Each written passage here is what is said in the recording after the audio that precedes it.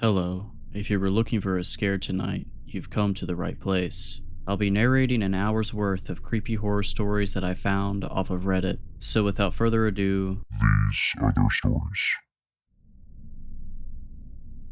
I turned 18 in 2008, and on the day of my birthday, for reasons I won't bore you with, I packed up my things and moved out. For 4 years, I lived in my car, working as a barista from 6 to 2 and as a line cook from 4 to 10. My plan was to work until I had enough money for my own place, and then to either go to college or get a more stable job. Looking back on it now, I don't know how I did it, but by 22, I'd saved up a decent sum of money and began my hunt for a semi-permanent place of residence. I was living in Los Angeles at the time, and though housing prices weren't as bad as they are now, it was still a pricey county. After months of asking around, I was connected with Anders, an elderly man who was leasing a 2-bedroom, 1-bathroom house in North Hollywood for far below market rate. The catch, because there's always a catch when it comes to affordable housing, was that the house had been terribly maintained. It had been unoccupied for a year and would need some serious TLC before most people could comfortably reside in it. I, however, had been living out of a car for 4 years. As long as the place had running water, it would be an upgrade for me. I moved into the house in fall 2012. Anders gave me a tour before I got settled. He was a short, joyful old man, well-meaning, but how do I put this? Maybe not the most focused as a result of his age. At one point during the tour, he showed me the bathroom, then the master bedroom, then the bathroom again, then the master bedroom again. He was about to walk into the bathroom for a third time before I gently guided him down the hall. The house itself was livable but weathered. Dim lighting from outdated fixtures cast long shadows over peeling wallpaper. The ceiling in many of the rooms was discolored from past leaks. The faucet in the kitchen sink was broken, the bathtub was badly chipped, and a few of the cabinet handles fell off in my hand. It was a rundown place located in a bars on the window kind of neighborhood, but still it was my place. I was smiling ear to ear when Anders gave me the keys. "It's a good house with good bones. You take care of it now," he instructed, which I found ironic. Before he left, he paused in the front doorway, drawing a hand to his chin as he looked behind me into the house. I tried to follow his gaze, but couldn't figure out what he was looking at. "Everything alright?" "Yes. Just that something looks different about that bathroom, though I can't put my finger on what." Well, it's a good house with good bones. You take care of it now." And with that, he gave me a nod and left me to my unpacking. I hadn't realized how much I'd missed living in a house. I didn't care how rundown the place was. Just having an accessible bathroom and a full-size mattress to sleep on made me feel like a king. After I'd spent a few days cleaning the place up, I invited my sister and her fiance over for dinner. I'm sure it sounds stupid, but my newly acquired ability to host company made me proud. In no time at all, I'd comfortably settled into my new home. That evening, after saying goodbye to my guests, I took a shower. The bathroom lacked a traditional above-the-sink mirror. Instead, it had a wide, full-length mirror mounted on the wall to the left of the vanity. When I exited the shower and stepped up to the glass, raising a hand to wipe away the fog, I noticed something odd. In the condensation, right at my eye level, was the word "hi." I didn't know what to make of it. Somehow, the letters seemed intentional. It was hard to pass off as simply the way the steam had settled. My sister had been in the bathroom just before she left. Maybe she had written the word on the mirror with her fingertip, and the steam had only made the letters visible after my shower. I almost texted her about it, but the message seemed ridiculous when I typed it out, paranoid even. I wiped the mirror down and turned in for the night, and soon I forgot about it entirely. The following week, I received a promotion at one of my jobs, and while I was grateful for the additional income, my new position meant longer days. Additionally, I realized that a few of the house repairs were beyond my ability, and so I started outsourcing some work to contractors. It was annoying to only have the house to myself at night, but I didn't have another option with my busy schedule. Things were generally progressing smoothly, though every once in a while, in the middle of the night, I would be awoken by a sound that I couldn't quite place. When I next noticed writing on my mirror, I had been living at the house for a month. The second sighting occurred in much the same way as the first. I came back home after work and took a shower. When I pushed back the shower curtain, I looked at the glass and saw, written in the condensation, the words, "Staying long." Now, I could pass 2 letters off as a coincidence, but 2 words, an entire question. That was no coincidence. Someone had been in my bathroom, and recently. family. I had contractors in and out of my house all the time, so one of them could have written the message, but why? I got dressed and put a hand on the bathroom doorknob, about to go back into my bedroom, when it occurred to me that whoever had written the message might still be around. I slowly cracked open the door, peering down the dark hallway in one direction, then the other. I listened very carefully, but heard nothing. I walked around my house, which didn't take long given its size, and looked for anything out of place. All of my doors were locked, all of my windows were shut, and none of my personal items had been disturbed. If someone had broken into my house, they were long gone by the time I looked around. That second message put me on edge for days. I triple checked that my windows and doors were locked each night. I looked in every potential hiding spot, of which there were few in my little house, after I came home from work and before I went to sleep, and yet, though I was certain that my house was secure, I couldn't shake the sense that something was wrong. A month passed without incident. I had almost started to feel at home in my new lodgings again until one Friday morning I awoke just past 3 a.m. I couldn't immediately tell what had woken me. Often the house settled at night, creaking and groaning in ways that made it sound alive, but in that moment the house was silent. It was only after I turned my head to the side did I realize that my bedroom door, which I was certain I had shut, was wide open. I stared down the hallway, feeling as though I were gazing into a black hole. The darkness was abyssal. I kept waiting for my eyes to adjust, waiting for them to pick out the familiar shapes of my home, but they never did. I couldn't see a thing, so why did I feel like something could see me? Like there was something in the house with me, just feet beyond the threshold to my bedroom, watching, waiting. Somehow, I found the courage to rise from my bed and walk toward the door. When I made it to the handle, I grabbed it and slammed the door shut. I didn't investigate further, didn't so much as stick my head out into the hall for a closer look. My bedroom door didn't have a lock, none of the doors except the bathroom did, so I dragged my bookcase in front of the door. It was a small bookcase, and an intruder could probably ram the door open anyway if they wanted to, but not before the sound alerted me. When morning came and I had to leave the house for work, I genuinely considered exiting my house through the window. I was almost late by the time I worked up the nerve myself to look around my house before I left. As always, I found nothing amiss. After work, when I reluctantly returned home for the night, I ate a quick dinner and hopped in the shower. I remember standing in the tub for a long time, mulling over my predicament. I'd heard horror stories about people secretly living in other people's homes. Maybe I'd become a victim of a frog without even knowing, but if that was the case, then where the hell were they? There was nowhere to hide in that tiny house. I'd torn the place apart multiple times by then, checking every cabinet and closet. The inside of the house couldn't be accessed from the crawl space, and the air vents were too small for a person to fit in. Suddenly, I heard a click, so tiny that I'd almost missed it entirely. I tore back the shower curtain, gripping the shampoo bottle like I was about to bludgeon an intruder to death with it. As I'd come to expect, there was no one in the room, but there was a new message on the mirror. This one was bold, the easiest to read of any of the messages I'd received so far. It was 3 words long: I see you. Some awful amalgam of fear, confusion, and anger made my stomach churn. Ultimately, the latter emotion rose above the rest. I hastily dried off and threw on some clothes, then grabbed my phone from where I'd left it on the bathroom counter. I punched in Anders' number and glared at that mirror as I listened to the phone ring again and again. I'd started to think it was too late for him to be awake when he suddenly picked up. He started to ask me how I was faring in my new lodgings before I cut him off.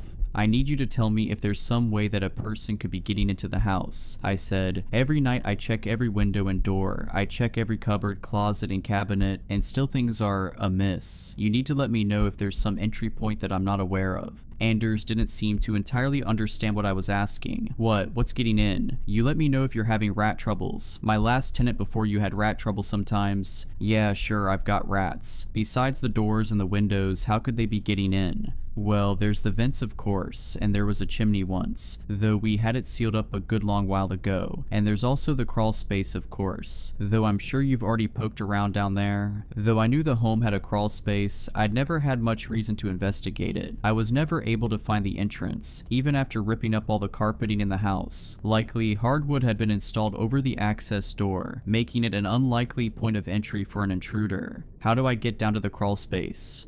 Yes, you should give the crawl space a gander. I barely stopped myself from smashing the phone into the counter. I plan to. Where can I find the entrance? That'll be on the floor of the bathroom closet. I looked around the room. Surely I'd misheard him. Either that or he was confused again. What? I know, it's an odd place for it, but it's only there because that room didn't always used to be a bathroom. The bathroom doesn't have a closet. Sure it does. Just to the left of the vanity. I looked at the mirror, at that long, oversized mirror. I'd always found it odd for a bathroom of that size to have a built-in floor-to-ceiling mirror. What was it that Anders had said when he'd first visited? That something had looked different about the bathroom. Setting my phone down next to the sink, I stepped up close to the glass. I spent a few moments feeling around the frame, looking for a latch, then I grabbed a portion of the right side of the frame in 2 hands. After one hard yank, the mirror swung open like a door, revealing a large walk-in closet. Anders was saying something on the other end of the line, but I was too stunned to answer. There was a square-shaped hole at the back of the closet, which I assumed led down to the crawl space beneath the house. The closet floor was littered with all kinds of trash. Filthy sheets, fast food containers, beer cans, and I realized some of my own items. Little things I thought I'd misplaced. A sock, a toothbrush, a comb, and a small frame photograph of me, my sister, and our old family dog. I crouched down to pick up the photo, perched in the doorway as I studied my younger, smiling self. I heard Anders saying my name over the phone, except the voice didn't sound much like Anders at all. It was too deep, too clear, too close. When I looked up, a man was peeking out at me from the hole in the floor. He smiled at me, his eyes wide and pupils blown, his smile so wide it looked painful, and his hair long and matted. He was only visible from the neck up, and the harsh lighting made it look like a disembodied head was grinning at me from the back of the closet. Horrified, I rose to my feet and ran. I didn't stop running until I made it to my car, which I promptly drove to my sister's house. The next day, I drove to the police station to file a report. An officer met me at the house to check the scene, and I showed him the hidden closet, which indeed had an entrance to the crawl space. My best guess was that the intruder was entering my crawl space from the small door on the side of my house. He'd likely been squatting in the house during the year in which it sat unoccupied, and when he saw it was being prepared for sale, he had disguised the closet door so as to keep a little room for himself. Why he decided to stay, or why he was leaving me messages, I can't say. From his actions and from what little I saw of him, I think it's safe to assume that he wasn't of sound mind. Unfortunately, the man was never found. For all I know, he's still in that same neighborhood. Hell, he might even be in the same house. I moved across the county afterwards and have lived in studio apartments ever since. The thought of living in a big house with all those rooms and corners and places to hide gives me the creeps. It's not just houses that the incident soured for me, but mirrors as well. These days, when I visit a friend or stay at a hotel, I always have to carefully inspect the bathroom mirrors, shining a light directly into their faces and tapping a finger against the glass. Because the worst detail of the whole ordeal was that, when revisiting the bathroom with a police officer, I stepped into the old closet, closed the door, and looked into the mirror. Instead of the mirror backing, I saw the officer's face on the other side of the glass. For context, I have go as far back as my grandmother Sylvia. I don't remember much about her. Most of what I know comes from old photographs and whispered conversations I wasn't supposed to hear. Sylvia grew up in a small, middle-of-nowhere Bible town called Driftwood, the kind of place where everyone knows everyone else's business, and the church bells regulate daily life more reliably than any clock. Her parents, my great-grandparents, were Old Testament types who saw sin lurking behind every corner and liked their early morning coffee with the smell of brimstone. They raised Sylvia to fear God with such intensity that she'd spend hours kneeling on the hardwood floor, praying for forgiveness if she so much as took an extra biscuit from the cupboard. There's an old sepia photograph of her I remember Mum kept around for a while. Small and dark-featured with a gaunt little face and lank, unkempt hair. She wore a strange oversized robe that I later learned was the standard uniform given to the members of the New Eden community. If it's not immediately apparent from the creepy name, yes, it's a cult. You might even remember them by the moniker they later adopted after all the infamy died out. They were pretty notorious in the 1980s when that Venezuelan singer Solimar Valencia joined their ranks. You may know them now as the Brides of Christendom, a questionable rebrand, but it worked. You know the ones? They stand outside Targets and Costco's wearing those robes that look like bohemian bridal gowns, passing out pamphlets and targeting families with any young girls in tow. And that's now Now, with all the public scrutiny and police investigations, imagine how bad it was when they were simply known as the New Eden community. A bunch of nut jobs, sure, but harmless and secular and best left alone. This is the world my grandmother grew up in. Now, I'm not sure what happened exactly, though I've done a fair bit of digging since it started, but my grandmother left New Eden when she was roughly 15. She was taken into a halfway house for underaged and disgraced young mothers where she birthed my mother. As far as I'm aware, Sylvia never told my mother who her father was. He must have been a horrible person, because whenever the question was asked, Sylvia would near about lose her mind. She'd get nasty, violent, would force my mother to kneel on sun-baked gravel for the better part of 8 hours whenever she asked the question, and when my mother would hobble back inside, knees bloody and face salty with dried tears, Sylvia would finish off the punishment with 48 hours of enforced starvation. For Sylvia, the more ribs you could see on a person, the more penitent they were. It's no wonder my mother cut ties as soon as she could. She would tell me that Sylvia would wildly pivot between a loving, delicate woman scarred by New Eden to a bitter, abusive tormentor, desperate to pass on some of that same trauma to her own daughter. My mother moved states, got a job, and enrolled in night classes. She worked her butt off and ended up in a junior position at a civil law firm. That's where she met my dad, a paralegal. They fell in love, got married, and soon after, Mom got pregnant with me. The pregnancy nearly killed her. It started with seemingly normal symptoms, a persistent low-grade fever that doctors attributed to a mild chronic infection. She bruised easily, so they pumped her full of vitamins and iron supplements. The tinnitus and heightened sensitivity to smells were written off as typical pregnancy symptoms. But then things started getting weird. My mother developed an overwhelming craving for raw meat. Not just any meat, it had to be fresh, barely touched by refrigeration. My dad would find her in the kitchen at night, standing in the dark, tearing into raw sirloin with her bare hands and teeth. She'd sob afterward, horrified by her own actions, but unable to stop herself. The hunger was all-consuming, primitive. It spooked the hell out of my dad, but he was a first-time father. Pregnancy cravings were a thing, and what the hell did he know? I was strong too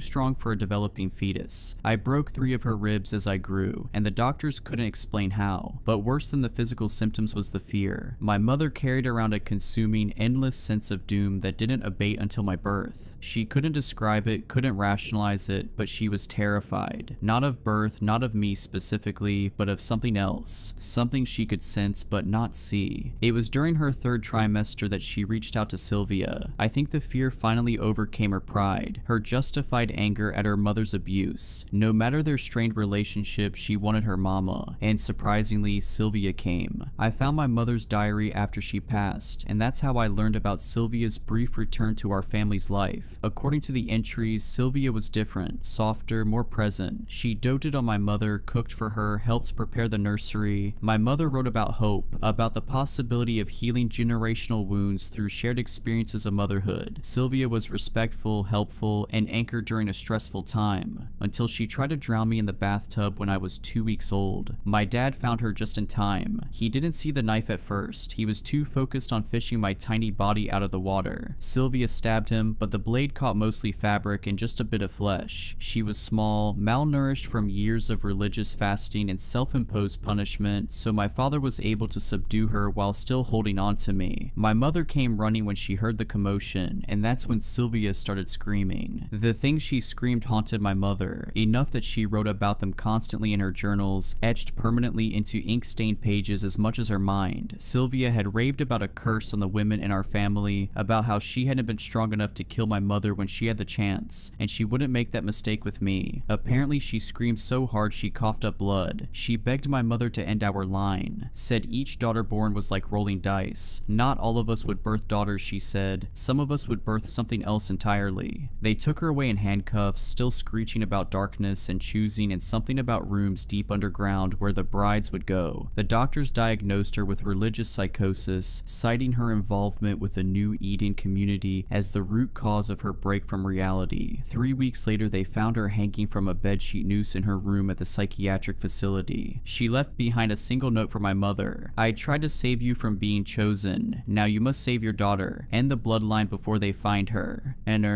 my parents did their best to give me a normal childhood after that. They never spoke of Sylvia or what happened, though sometimes I'd catch my mother staring at me with this uncertain look in her eyes. But nothing happened. I grew up, went to college, got a degree in biochemistry, and landed a job in pharmaceutical research. I was the very model of rationality and scientific thinking. Then my parents died in a car accident when I was 27. The police said a deer jumped into the road, causing my father to swerve. Their car hit a tree at 60 miles per hour. The officer who called me said they died instantly, but I later read the coroner's report. The impact didn't kill them, the fire did. Witnesses said the car burst into flames before it hit the tree, though the mechanics found nothing wrong with the fuel line or electrical system. I spiraled after their death. Grief does strange things to people, makes them reckless, desperate for connection. That's how I ended up in a bar 3 months after the funeral, drinking whiskey like it was water and going home with a stranger whose face I can barely remember. The pregnancy test came back positive 6 weeks later. The symptoms started immediately and they were eerily familiar from my mother's diary entries. Like her, I developed an insatiable craving for raw meat. I fought it, knew it had to be bad for the baby. My mind searches for answers in science. Perhaps I had an iron deficiency and needed a protein boost. Maybe there was a genetic component. I held out for almost 2 months before I gave in. It was the best thing I'd ever tasted. I'd find myself standing in my kitchen at 3 a.m., blood dripping down my chin as I devoured raw chicken hearts I'd bought for the dogs. I loved the sound they made, sinew and muscle giving way beneath my teeth. The fever came next, a constant low-grade burn that no doctor could explain. My skin would bruise at the slightest touch. But there were new symptoms too, ones my mother hadn't experienced. I started having dreams, horrible, vivid dreams of dark, underground rooms where something waited in the shadows. It wasn't a memory, I knew that, but it was real. I knew that too somehow. Harriet was born on a moonless night in October. The delivery room lights flickered and died just as she crowned, and when she finally emerged, she didn't cry. She just stared at me with eyes that seemed too knowing for a newborn. The nurses said it was normal, that some babies are just quiet. They ran some tests, signed the birth certificate, swaddled her, and gave her back to me. I went home a day later, alone and relieved. It was short-lived. As she grew, it became clear something wasn't right. Harriet never babbled like other babies. She didn't laugh or cry, just watched, always watching. By age 2, she was diagnosed with solar urticaria, an extreme sensitivity to sunlight that kept her indoors during the day. Her skin would blister and burn within seconds of sun exposure, so we became creatures of the night, venturing out only after sunset. The doctors ran test after test, checking for autism, selective mutism, any explanation for her complete lack of verbal communication. Everything came back normal, but I began to wonder. Small paranoid thoughts began to fester in my mind. I saw the way animals reacted to her, the way neighborhood dogs would whimper and hide when we passed, the way birds would fall silent and still when she looked at them. At night, I'd often find her standing at her bedroom window, small hands pressed against the glass, staring out at our moonlit street as if waiting for something or someone. Sometimes I swore I could hear her whispering, though she'd been nonverbal her entire life. I made a good show of being stern at first, demanding she go to bed. She'd go willingly enough. Oh, she always obedient. But after the 7th or 8th time I caught her standing there, rigid and whispering, I stopped chiding her, stopped searching for her in the night at all. Truth be told, she scared the heck out of me. I'd simply stand in the doorway, watching her silently, rehearsed admonishments curdling in my mouth. One time, as if she'd somehow heard my footsteps, she looked back over her shoulder at me. We simply looked at each other for nearly 15 silent minutes. I swear to God, when I turned to walk away, I think she smirked. She turned 5 on a Monday. The brides of Christendom came on the following Tuesday. 2 women in flowing white robes stood on my doorstep, pamphlets in hand. Their skin was pale, their hair so black it seemed to absorb light. Familiar coloring. I saw similar features whenever I stared in the mirror each morning. I remember staring down at that pamphlet, debating with myself. But I'd been living with a strange little child for 5 harrowing years by that point, and I'd recently finished reading all of my mother's journals. I'd read Sylvia's warning, so I mentioned my grandmother had been part of their community once, and their eyes lit up with an intensity that made my skin crawl. Sylvia's granddaughter, one of them breathed, reaching out to touch my hand. We've been looking for you for so long. I shouldn't have invited them in, but I was desperate for answers about my family history history, about Sylvia. They sat primly on my couch, their white robes pooling around them like spilled milk. We talked about mundane things at first, the weather, the neighborhood, their charitable work. They were articulate and warm, speaking passionately about their women's shelters and educational programs. Something about their careful politeness reminded me of funeral directors. Then Harriet wandered into the room. The change was subtle but immediate. One of them stopped mid-sentence, her carefully practiced smile faltering for just a moment. They exchanged a glance that lasted a fraction too long. The younger one leaned forward slightly, hands clasped in her lap so tightly her knuckles bled white. "What a beautiful child," the older one said. "Is she yours?"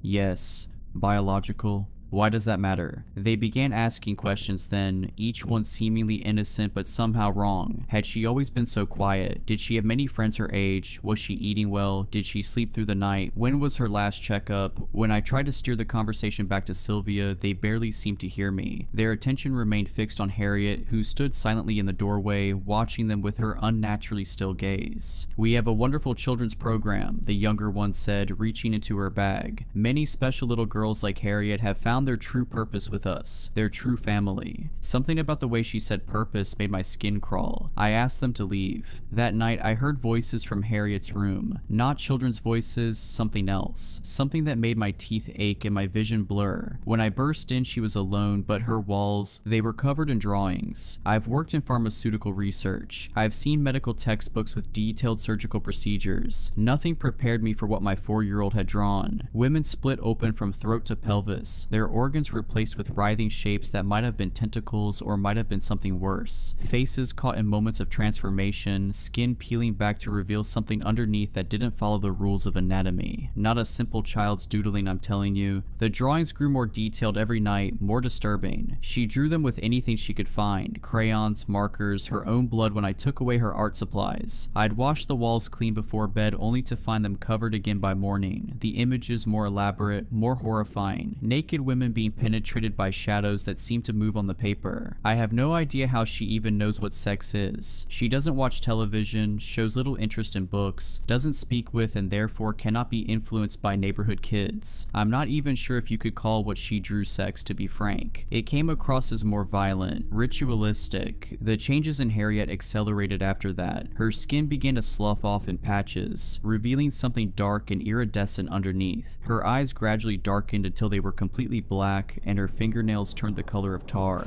I tried to convince myself it was some kind of infection, but deep down I knew better. At the start, I took her to see doctors and specialists, but nothing worked. When they started mentioning prolonged hospitalization and tests, Harriet would act out violently, both towards me and herself. But at this point, despite spending a lifetime grounded in the exploration of the real, for priding myself in being an individual of sound logic, I knew this was something else. Nothing that medicine could explain, something other. She stopped sleeping. I'd find her standing in different rooms at night, perfectly still, her head tilted at an angle that made my neck hurt just to look at. Sometimes she'd track movement I couldn't see, her black eyes following invisible things across the ceiling. The houseplant started dying, then the grass in our yard, spreading outward from her bedroom window in a perfect circle. I found her in the neighbor's yard one night, crouched over their German Shepherd. The dog's chest was torn open, and Harriet's face was buried in the cavity. When she looked up at me, blood dripping from her chin, she spoke for the first time. The sound she made wasn't English, wasn't anything human. It reminded me of the sound oil makes when it hits a hot pan, all sizzle and hiss. But underneath was something else, something that made me taste metal and smell burning hair. I ran inside and vomited until there was nothing left but bile. Forgive me, but I was a mother and I loved her despite it all. I buried the dog before the sun rose, feigned ignorance when the neighbors came knocking. I found the dog's collar days later, hidden beneath Harriet's pillow like some kind of trophy. She should have been locked up in a psychiatric ward that day, but I was weak, and besides, it wouldn't have worked. Desperate, I began researching the New Eden community. I found an online forum for survivors and connected with a user called the Wicked Below 82. She seemed to know things, horrible things, about the community's true purpose, about the 7 compounds spread across North America, Germany, and Australia, about the rooms deep underground where they took the girls who were ready. Her Her messages became increasingly frantic as we talked. She told me about her time in the compound, about the screams that echoed up from below, about the girls who went down with flat stomachs and came up 9 months later with something moving under their skin. She would have gone herself if she hadn't developed a cancer young that rendered her likely infertile. Thank everything for osteosarcoma, she joked. Then she asked about Harriet's symptoms, and each answer I gave made her more agitated. You need to end it, she wrote finally, before they complete the circle, before all 7 are born. I can't find her account anymore. I hope nothing has happened to her, but that brings us to tonight. Tonight, I woke to a smell like rotting meat. Following it led me to Harriet's room, where I found a pile of what looked like shed snakeskin, but I recognized the birthmark on one piece. The blood trail led to our bathroom where I found her. Jesus, I can barely write it. I can't describe what my daughter had become. What sat in our bathtub looked almost right, but wrong in ways my mind couldn't properly process. Like when you see a face in a dream and know it's your mother, but wake up remembering features that couldn't possibly fit together into a human face. Parts of her seemed to fade in and out of my vision, as if whatever she was becoming couldn't fully exist in our reality. When she moved, her joints bent in directions that made my eyes hurt. Her skin rippled like oil on water, and underneath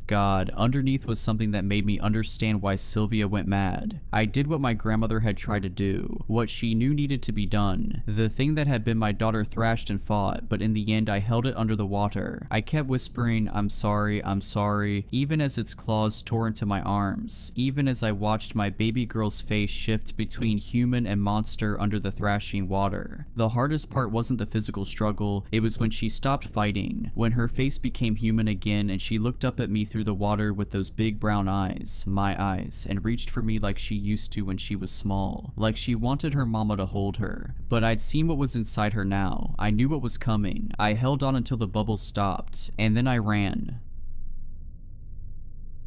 Everything was completely normal until last year. We had what felt like a totally typical marriage. I remember the night things started to get weird because it was right after our 5th wedding anniversary. It was a regular day working at the bank when I got a text from my wife. A text from her in the middle of the day was not unusual, but what the text said was definitely not like my wife. Hey babe, I had an idea for something new we could try when you get home. Now, don't get me wrong, I was thrilled to get this text in the middle of my workday. I think any man would be ecstatic at a text like that, but I was having a hard time getting too excited because something about it felt so off. My wife has never been the kind of woman to send a message like this, let alone want to try something new. She is a very shy and to herself woman. The day moved at a snail's pace as I anticipated what my wife had in store for me. I tried not to overhype it in my head. I prepared myself to find a baked good or something when I walked into the house. I fully believed she didn't mean to send a winky face. Not to say I would have been disappointed with whatever she had in store. I'm not much of a wild guy myself, but a little spice never hurt anyone, right? When I pulled into the driveway, I was surprised to see most of the house lights were off. I suspiciously unlocked the front door to see my beautiful wife standing facing away from me in the doorway to the bedroom. My happiness from seeing her quickly grew into confusion when she didn't turn around to look at me when I walked in and said her name. She would normally run up to me and give me a big hug. In the past, my wife has always been the sweetest person I've ever known. For her to not run up and give me a hug and a kiss was strange. I made my way inside after waiting a second, trying to be as loud as possible in the hope she would suddenly notice I was home and look at me. I got closer and noticed she wasn't moving other than her soft breaths. I was standing right behind her and tapped her on the shoulder. Hey sweetheart, are you okay? Right as I got out my words, she jumped around to face me with a giggle and smile. Ha, that was so funny. Did I scare you? She said while covering her mouth in an attempt to hide her toothy laugh.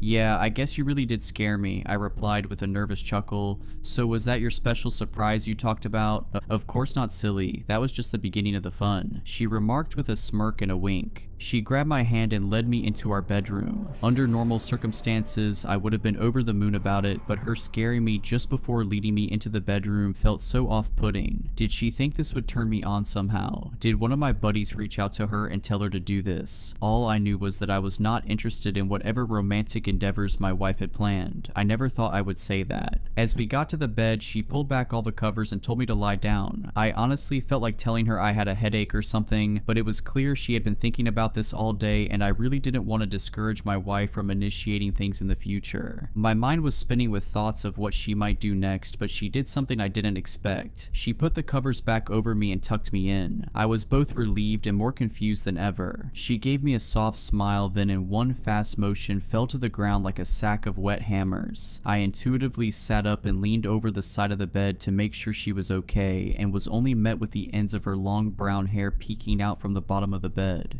"Hey Catelyn, why are you hiding? Can you please come out? I'm not a fan of this game you're playing," I murmured in a tone trying to not sound freaked out. I was only met with the sound of a muffled giggle. I sat in bed for the next 10 minutes trying to tell her to stop. It went from polite asking to begging, but the laughter didn't stop. After my begging didn't seem to work, I got the courage to get out of bed and look beneath me. As soon as I put my foot down, she grabbed my ankle. "What the hell, Catelyn? This isn't funny. You have fun here, I'm sleeping on the couch." I slammed the bedroom door behind me and curled up on the living room couch. I could still hear her laughing from the joke I seemed to miss. It was so hard to sleep that night. The image of her hair barely peeking out from under the mattress really stuck in my head for some reason. It took a while, but I finally fell asleep. The next morning I was up for work a couple hours before her, so we didn't get the chance to talk. I had to go into the bedroom to get my clothes for work, so I peeked under the bed to check on her. She was sleeping peacefully on her stomach, and I tried not to wake her. It was a long, hard day at work. I wasn't really feeling all that scared anymore, more so worried for my wife. I wasn't sure how I could help. Around 10 a.m. I got a text from her. "Hey Emmett, I'm really sorry about last night. I have a lot of explaining to do once we both get home. Can we talk over some pizza?" I felt so much better after reading those words. It might seem insignificant, but my wife hates pizza, so whenever she is willing to eat it with me, I know she is putting in the effort. It was the end of the day, and I headed home looking forward to some pizza and some time with my hopefully back to normal wife. I walked through the door and was relieved to see my wife setting the table and putting down a pizza box. She heard the door shut and ran to give me a hug and a kiss. I really felt like I had my wife back. "I'm so glad you're home. Sit down, sit down. I got pizza from your favorite place down the road," she said as she pulled a chair out for me to sit down. We were both quiet for a minute or two after we both sat down. I don't think either one of us knew how to start the conversation. Just as I was about to speak up, she started to talk. "So I know last night was weird. I just got really insecure after hearing a few of my coworkers talk about the things they do with their partners, and I was worried you thought I was too boring. I know I can be shy and don't like to do anything crazy, and started to feel guilty for not doing more with you. I wasn't entirely sure how to even go about it or what you would like, so I just went for it. I understand now how I went wrong. I'm sorry, I just don't know how to do this kind of thing," she said as if she had rehearsed it many times in her head. "Why would you ever think I was bored of you? I don't need any of that wild stuff. I married you for a reason. You don't need to try to be something you're not. I love you for who you are," I said as I grabbed her hand. She took a deep breath and looked at me with watery eyes. "I love you too. Thank you for being so understanding. I really want to make it up to you." "That's very kind, but the pizza is enough for me." "No, I'm really serious. I did some more research and found a few good ideas," she said as she put her hand on my thigh. I was so torn at that moment. I was terrified from the night before, but it seemed like she learned from her mistakes. Sure, it was an incredibly strange mistake to think scaring me would get me in the mood, but she is extremely sheltered. That's what I was trying to tell myself. I knew deep down something was still wrong and I should just say no, but I think many people can understand how your body can go on autopilot in moments like this. At this point, nothing was going to stop me, and I'd give every excuse in the book as to why it was okay to let her do her thing. Just like last time I was led to our bed, she made me lay down and immediately put my hands over my head into handcuffs and put a blindfold on me. My heart was racing at this point. I was terrified, but human nature was taking over and it could not be overridden. Right as she put the blindfold on me, she stepped back and I didn't hear her move. I was expecting her to do something to me, but nothing. I laid on the bed feeling more exposed than I ever felt possible. After a couple minutes, I heard the floor squeak and it confirmed that she had been standing right by the bed the whole time. I felt like I could feel her eyes staring at me. It was practically burning a hole in my skin. I heard the light switch flick off. Now I really couldn't see anything. After a few moments of anticipation, I felt her fingertips graze the sheets near my sides, then by my feet, just barely missing any part of my body. I started to maybe get hope again that I shouldn't be scared. Sure, sure this wasn't what I had in mind, but she was new to this. I was very wrong. That was the last moment I had hoped for my wife. This was teasing. This was torture. I was soon met with the sound of her scraping her fingernails against the walls like a wild animal. She moved around the room, scratching anything she could find, along with a brief giggle here and there. It was like she was silently moving from corner to corner. I would hear her make the awful scraping, then it would stop for a second. Then I would be jump scared by her doing the same thing in a different spot. It made my skin crawl like I had a million little bugs crawling on the inside of my skin. I wiggled violently, trying to get out of the restraints or to get the blindfold off, but I was trapped. It kept getting worse as the night went on. She kept getting right by my ear. Sometimes she would just breathe, and other times she would let out a giggle. She would run her hands closer and closer to my body, sending me into a cold sweat. I of course didn't have a way of telling the time, but I would guess it was about an hour in when I stopped begging her to let me go and I just started yelling for help. I guess she didn't like that because she put duct tape over my mouth. Shortly after that, I started to hear the scraping sound on the ceiling. Our bedroom has an extremely high ceiling, so I had a hard time imagining how she was doing it. I couldn't believe the situation I was in. It felt like a terrible nightmare. I kept thinking any minute I would wake up next to my gorgeous wife sleeping soundly beside me, but the nightmare lived on. My wrists felt raw and bloodied. My neck was sore from moving it back and forth trying to get the blindfold off. My whole body ached from trying to free myself, but all that paled in comparison to the psychological torture my wife was putting me through. Not being able to see her next move and not knowing how far she was going to go killed me inside. Before I knew it, I was waking up the next day, still tied up and blindfolded like the night before, but I didn't hear my wife around. I didn't let my guard down, however. I knew she could just be waiting for me to relax, then jump out and scare me again. After wiggling my head around for a bit, I finally got the blindfold off. I was honestly scared to open my eyes. I was terrified that my wife would be standing in the corner waiting for me to look at her. Luckily, when I opened my eyes, she was nowhere to be found, but the relief was brief after seeing the aftermath of my bedroom. Nearly every square inch was scratched, even on the 20-foot ceiling above my head. Some of the scratches even had blood in them. As I looked around at my ruined room, I heard my phone buzzing on the bedside table. Either I put it there before getting into bed or my wife put it there. At this point, it didn't matter, but having my phone near me could be a saving grace. I figured it was my boss calling me since it was 10 a.m. and I wasn't at work. I wasn't sure if my wife had any plans of coming back to get me, but maybe if I didn't show up to work, my boss would get worried about me and come looking for me. I soon had the realization that if they called my emergency contact, it would just be my wife, and I wasn't sure how helpful she'd be at this point. I laid down in my bed the rest of the day, miserable as I watched the hours go by, my stomach growling and my arms were sore from them being above my head for the last 24 hours. It was around 9 p.m. when my phone started getting calls like crazy. I remembered I had plans to get dinner with my brother and he was probably worried about me. I am not the kind of person to just bail. After a couple hours of calling, I heard a few knocks at the door, followed by my brother's voice. It was muffled, but I could tell he was worried. I heard keys start to wiggly in the doorway. He had a set of keys in case I lost my pair and needed to get in the house. He opened the door and yelled out my name as I tried to be as loud as possible, thrashing my body around as I tried to scream out the duct tape that was nearly off my face. "Emmett, what the hell, dude?" My brother yelled and he ran to my aid. He immediately ripped the duct tape off my face. "Oh my gosh, thank goodness you are here. Get me out now."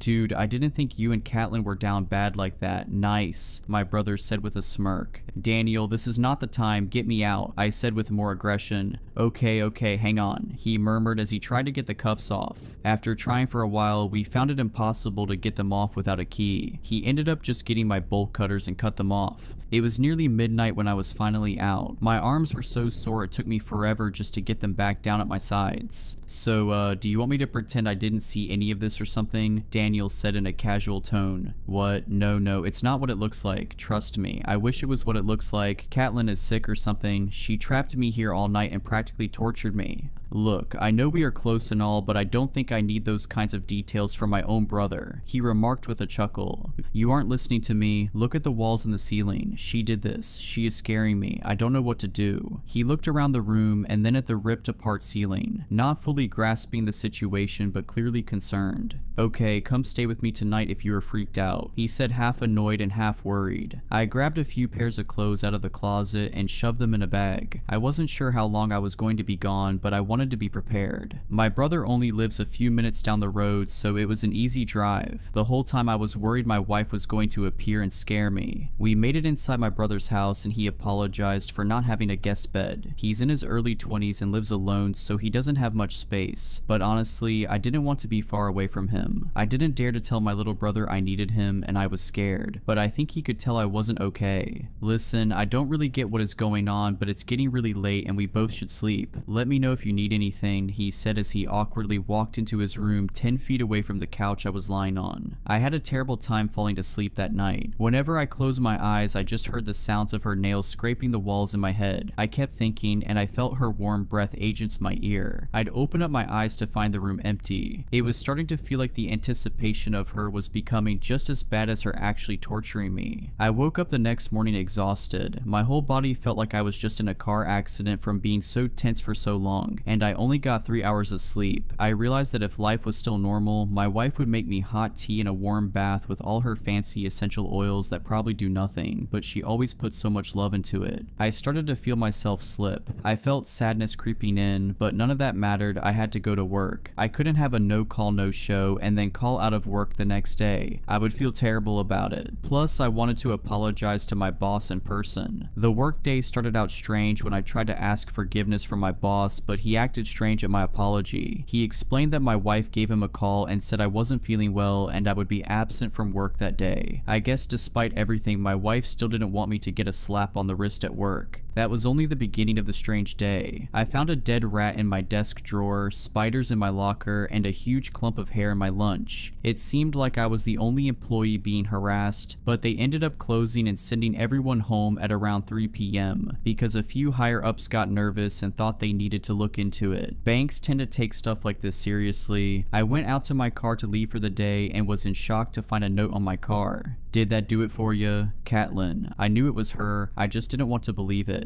The last thing in the world I wanted to do was talk to the woman. I was terrified at this point, but I had to beg her to stop. For some reason, she thought I had some weird kink for being scared. Or maybe she developed one. Regardless, I had to tell her if it didn't stop, I was going to leave her, or even get a restraining order. I didn't want to meet her in person by myself. I didn't know what stunt she would try and pull to convince me to give her one more chance. Since my brother was already partly up to date on the situation, I asked him if he would be there for our meeting. It might be awkward, but I needed him. I didn't want to involve more people than necessary. I texted them both individually and told them to meet me at a coffee shop that night. It was 7 p.m. and my brother was already sitting next to me waiting for my wife to walk in. As she walked in, it was clear she was putting on an act. She looked overly sad and was dressed in bright clothes that she'd never worn in the past, trying to make herself look innocent. She pulled out a chair and sat down at our table. The air was thick and awkward. Catelyn, I wanted to meet in person and have Daniel here because I need you to know whatever you are pulling here isn't what I want. I'm not enjoying whatever act you are putting on. I'm not turned on. I don't find it sexy. Whatever you want to call it. Please stop. If this is something you are into, I think we need to talk to a professional because it's scaring me, I said earnestly as her eyes got watery and Daniel slouched in his chair uncomfortably. I don't know what to say, babe. I have to say I'm confused. I know I'm new to this experimenting thing, but I'm doing my best. This is what you asked of me. I'm just trying to be a good wife. You know me, I'm as vanilla as they come. You are the one who asked me about these acts. I'm just doing my best. She stressed as she fought back tears. Daniel looked at me with confused eyes. Wait, hang on, what's going on? I didn't think you asked for any of this, Emmett, Daniel said. I didn't, I swear. I have no idea what she is talking about. I would never ask anything like that from her. I pleaded to my brother. You are sick, you know that? Why are you doing this to me? She uttered as she pulled out an envelope and tossed it on the table. Daniel and I looked at each other before he reached for it and opened it up. Inside was a letter that Daniel read out loud. Dear Catelyn, I love you with all my heart, but I'm afraid I'm getting bored of the same old.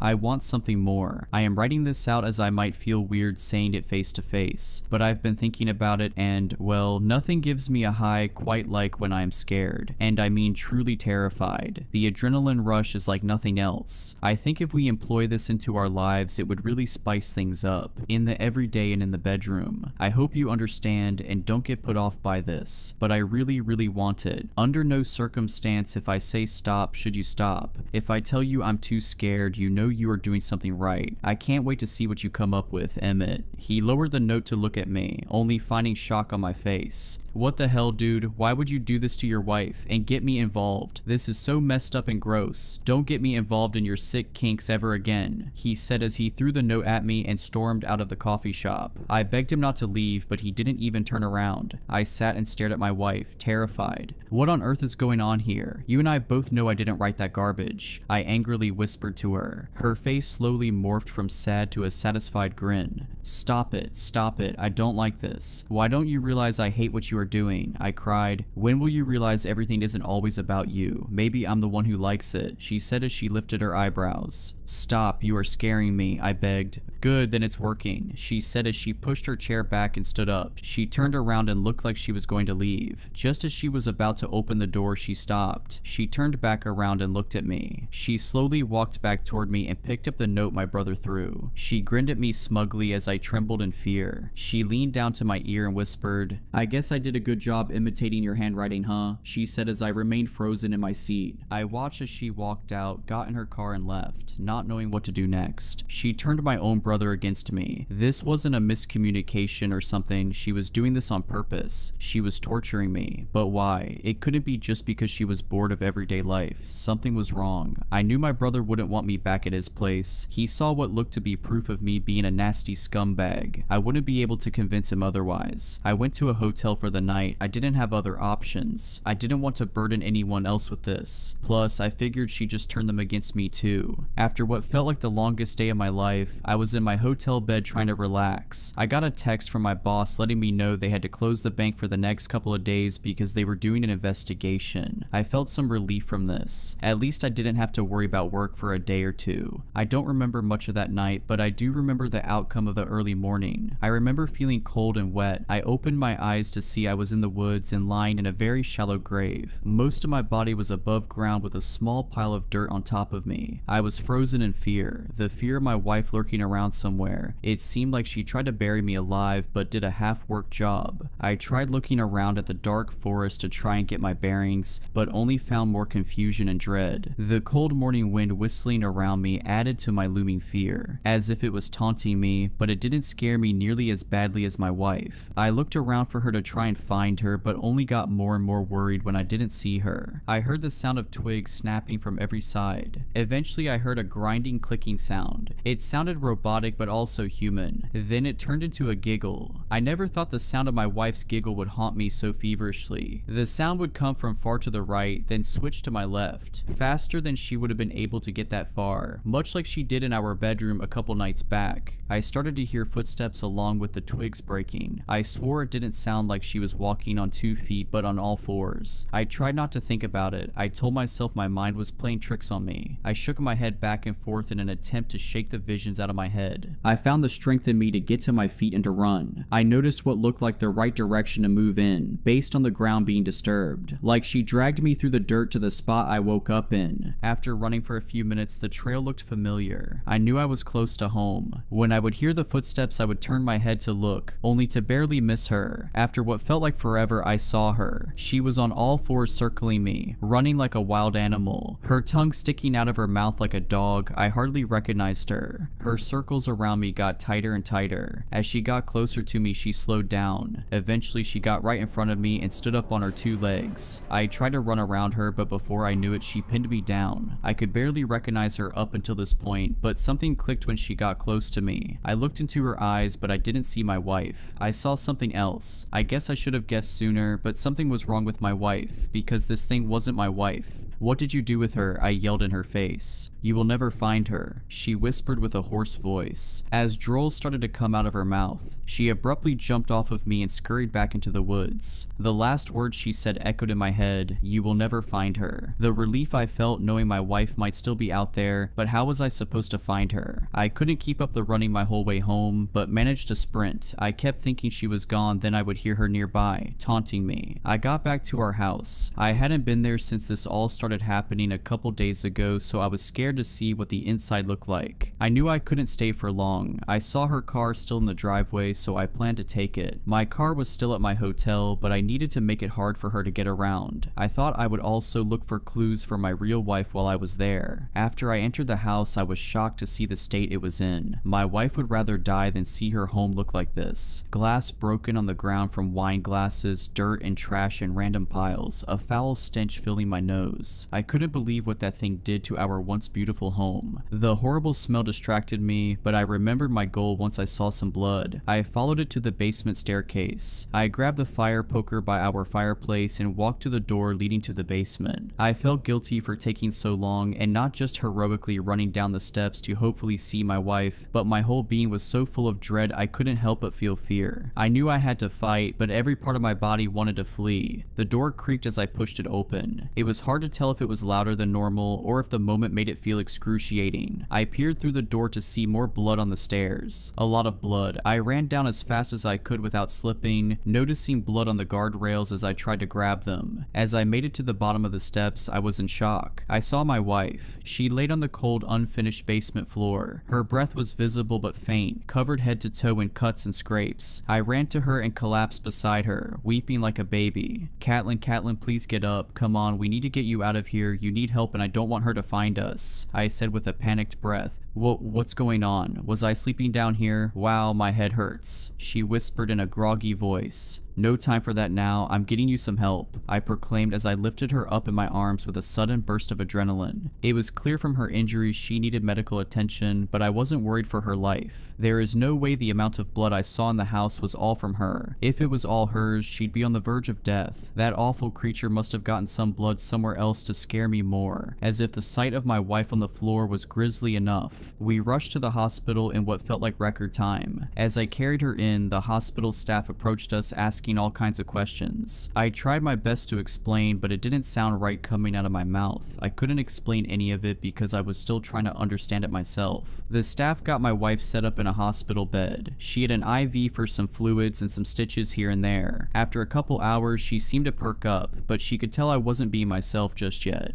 "Babe, I know you are freaked out, but don't be so cold to me. I just went through something awful. Please, I need you now more than ever," my wife said from her bed across the dimly lit room. I was trying to be as loving as possible, but I just couldn't get some images out of my head. I was desperately trying to remember my wife before that monster came into the picture, but it was so hard. Her face went from sad to an over-exaggerated pout in an attempt to make a sad puppy dog face. She tried to make the cutest faces she could. I got closer and closer to her and her happiness grew. I ended up sitting on her bed with her. She leaned close to me and puckered her lips. I gave in and had a blissful kiss with my wife. Until she bit down. I tried to pull away, but she had such a grip I could tell I'd badly hurt my lip if I resisted. Instead, we both sat in silence. Her breathing got slow and deep as my heart rate increased. She slowly loosened her bite but stayed uncomfortably close to my face. "Say a word and I will scream," she whispered. Before I could process what was happening, she reached for my hand and grabbed my pinky. Then she violently forced it the wrong way. I screamed in pain as I heard the snap of my finger breaking. My ears were ringing in shock. As I reacted, my wife did as well. "Get away from me, you horrible monster. Get off of me. Don't you dare touch me," she yelled at the top of her lungs. I backed away from her. Confused and shocked medical staff ran into our room. "What the hell is happening here?" a tall man said. "Sir, thank goodness you are here. My husband is trying to hurt me. He is the one who gave me these injuries. I didn't want to tell anyone because I was too scared he would hurt me even more. Please help me. Now he is trying to hurt me again," she desperately cried. No,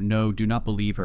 "Look at what she did to my lip and my finger. I'm the one who needs help. This woman is torturing me," I said, pleading to the staff as a nurse chimed in. "Those look like wounds of a woman defending herself, buddy. Don't play the victim." "No, please. Someone has to help me. This isn't my wife. This is a monster. She's manipulating you all." I finished my sentence as two large security guards came to take me out. As I left the room, I turned back to look at that thing sitting in the hospital hospital bed. It grinded at me. It was still playing a game, still scaring me to my very core. I made it outside with the 2 security guards and they helped me into a cop car. As we drove, I saw my whole life falling apart before my eyes. I realized I was probably going to jail. She would find her way to make me seem guilty of abuse and who knows what else. She would bend the truth. She even had my own brother on her side. Not only did I come to terms with going to jail, but with the fact that my wife was gone. Even if my real wife was still alive, I've been through so much trauma with that monster that I could never see her the same again. At that moment, my whole world was shattered. I felt emotions inside me bubbling up. I felt sadness, pain, anger, all so strong I didn't know what to do. Just as I fought off my tears, I was jolted out of my depression with the cop car swerving off the road suddenly. Every part of my body tensed up as the car flipped and went into a ditch. I was dizzy, but somehow still lucid. I managed to get my seatbelt unbuckled, but soon found myself in an awkward position, just lying in the flipped car waiting for help. The 2 officers in the front seat were passed out. I was pretty sure one of them was dead by looking at him. After lying in the flipped car weighing my options, I saw someone walking around the car. I yelled for help, but my heart sank when I realized it was her. Suddenly, the car that just moments ago made me feel trapped now felt like my saving grace. The only thing separating me and that monster. I did my best to keep my eye on where she was, but she managed to get around too fast. Before I knew it, she reached through the broken window, grabbed my ankles, and ripped me out of the car. I could feel the glass shards ripping at my skin as she forced me out. She got me out and dragged me a couple feet away from the car. She stood above me, straddling me. Her arms were blooded from pulling me out of the car. She got closer to me slowly, eventually sitting on my chest. As she got close, I could see how bad she looked. Her hair was knotted and ratty, her skin looked dry and weathered. My whole body ached at the sight of her. If this was my wife, something was really wrong. Wasn't that thrilling? She remakes with a crazed look in her eye. Stop it, just stop it. I will leave you and get a restraining order against you. I will do anything in my power to get away from you. I pleaded with her weight on my chest. Ha, how do you think you'll get away with that? I have everyone on my side. I have written evidence that makes me seem innocent. No one will ever believe you. You are putty in my hands. Is this what you want, for me to go to jail, to make me look like an abusive, sexually corrupt man? Why are you doing this? I said with desperation. Go to jail? Who said I wanted you to go to jail? Who do you think stopped the cop car? The Tooth Fairy, she said with a chuckle and twisted smile. Then why did you tell all those lies about me? Why are you trying to make me look guilty and then the next minute save me? If you go to jail, the chase is over. You will be protected by the jail walls and steel bars that keep us separated. I won't be able to keep scaring you. Jail would be freedom for you, freedom from me. What if I would rather go to jail than have you constantly lurking around every corner? I said with squinted eyes. She met my gaze and got even closer. She whispered something that sent a chill down my spine. Go to jail and give up finding your beautiful bride? You sick bastard, I said as I tried to sit up to grab her, but she pinned my arms down. You thought because of the little stunt I pulled I was making up a lie about your wife still being out there? Don't be silly. You know your wife. She would never act like this.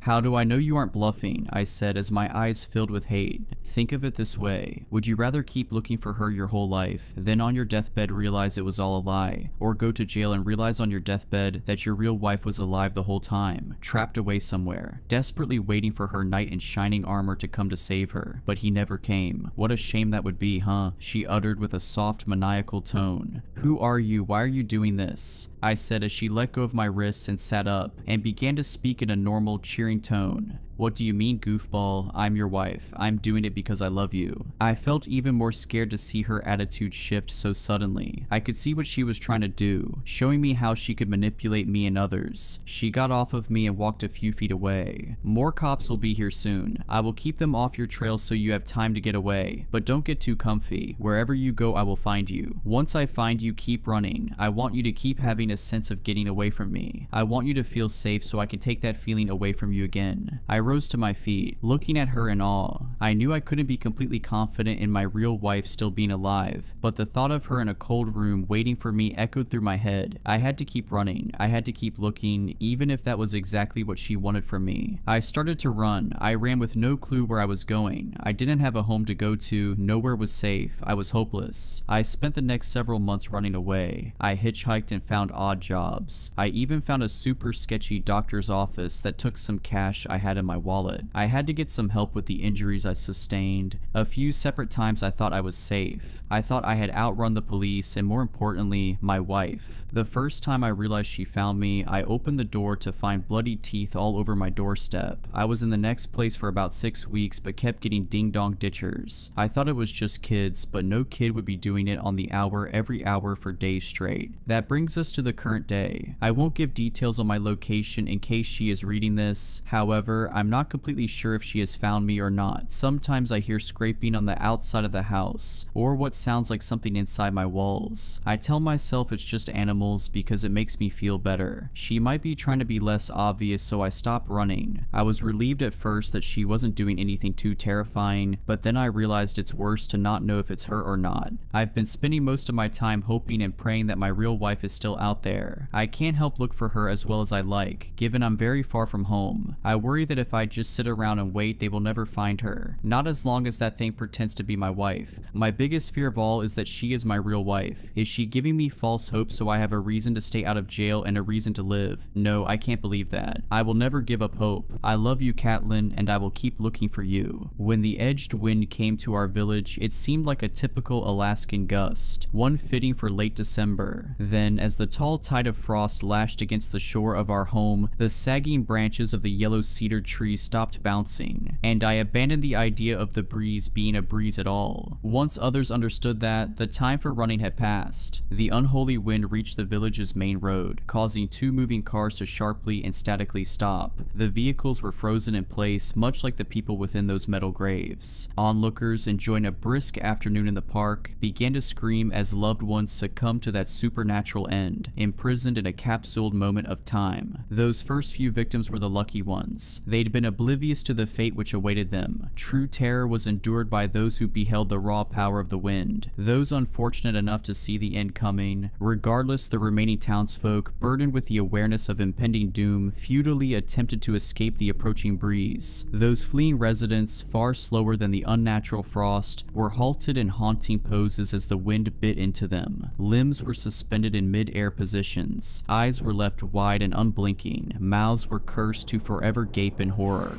"Run," Dad screamed, sprinting towards us from a nearby park bench. My brother, my childhood friend, and I were sitting in a sandbox. Already engrossed in a fantasy world, I wondered whether my imagination had conjured the wind. I thought my mind had transcended to a higher plane. It was my way of processing the trauma. However, I accepted the reality of the situation when my father shoehorned the 3 of us into his Volkswagen Golf. The icy jaws of the wind were nearly nipping at the rear of the vehicle as Dad twisted the key in the ignition, but the beat-up car rapidly lurched forwards. My father wrenched us away from the frost, seconds before it consumed us. "Daddy, where are we going?" I tearfully asked. "I don't know, Jillian," he weakly moaned, maneuvering around fleeing cars and pedestrians. "Are we picking up Mummy?" Alan asked. Dad ignored my brother's question. I was only 8 years old at the time, but I knew that my mother wasn't coming. I understood the significance of the tears in my father's eyes. For 26 years, I successfully managed to suppress that memory. Did such a good job, in fact, that I almost believed it had all been a dream. I started to believe that we had simply moved away from our hometown, and Mum had simply chosen to stay. Dad never convinced me otherwise. He never talked about what happened. Neither did my brother. As for Leon, he moved to an orphanage in Anchorage. We wrote to each other for a couple of years, but his replies became less and less frequent. Eventually, he stopped responding entirely. I used to wonder why my father didn't adopt my childhood friend, but I suppose that would have forced him to accept what happened, and like me, he had no intention of doing that. I thought we would run back to England, having failed to achieve the American dream, but Dad kept us in Alaska. I assumed that he'd been driven by stubbornness, or guilt perhaps. We'd already fled our home. Perhaps fleeing across the pond would have been a step too far. Perhaps it would have felt like truly abandoning our mother. Whatever his reason for staying, Dad didn't tell anyone the truth. He never went to the police. He never returned to look for Mum. "Don't look back, kids," I remember him whispering as we fled the frost. I followed that advice for the next couple of decades, only recalling the event for the briefest moments from time to time. When Dad bought the first computer for our family in 2000, I googled the name of our old town. I typed the word before realizing I was even doing so. I was still young, of course, but I knew that nothing about our speedy departure had been normal. I wanted answers. I'd expected to discover that my village had become a ghost town. That would have made sense. sense. Alaska's unforgiving climate breeds desolate places born to be abandoned. However, the search results revealed nothing, so I told myself I'd imagine the village. I told myself we'd always lived in Anchorage. As the years passed, I became comfortable with the notion that none of it had ever been real, not even my mother, and that was why I did not expect to see a certain person again. Happy birthday, Jill. My jaw dropped when Leon Taylor appeared on my doorstep. It might seem strange that I would recognize a man who was a child when I last saw him, but Leon always had distinctive features. I immediately identified the mole on his neck, just below his facial scruff, and those sorrowful eyes shadowed by his unmistakable overgrown brows. Leon, I gasped, what are you doing here? The man smiled weakly. Sorry, Jill, I should have done this the millennial way, reconnected through Facebook.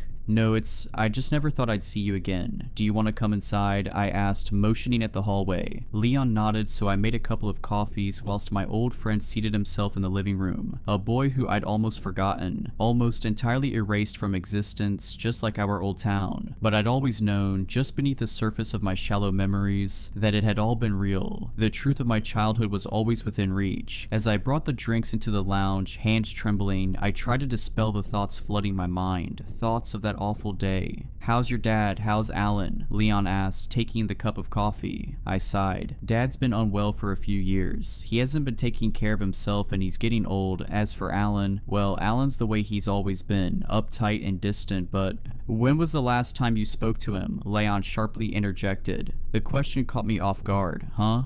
Your brother, when was the last time you spoke to him? Leon asked. My face drained. He knows, I thought. How on earth does he know? 3 years ago, I answered. My old friend nodded. Did you fall out? I scoffed. That's an understatement. You remember what he was like when we were kids, don't you? Leon shrugged. He was 2 years older than us. We must have infuriated him. I nodded. Sure, but I grew up and he never did. We had a big argument and we haven't spoken since.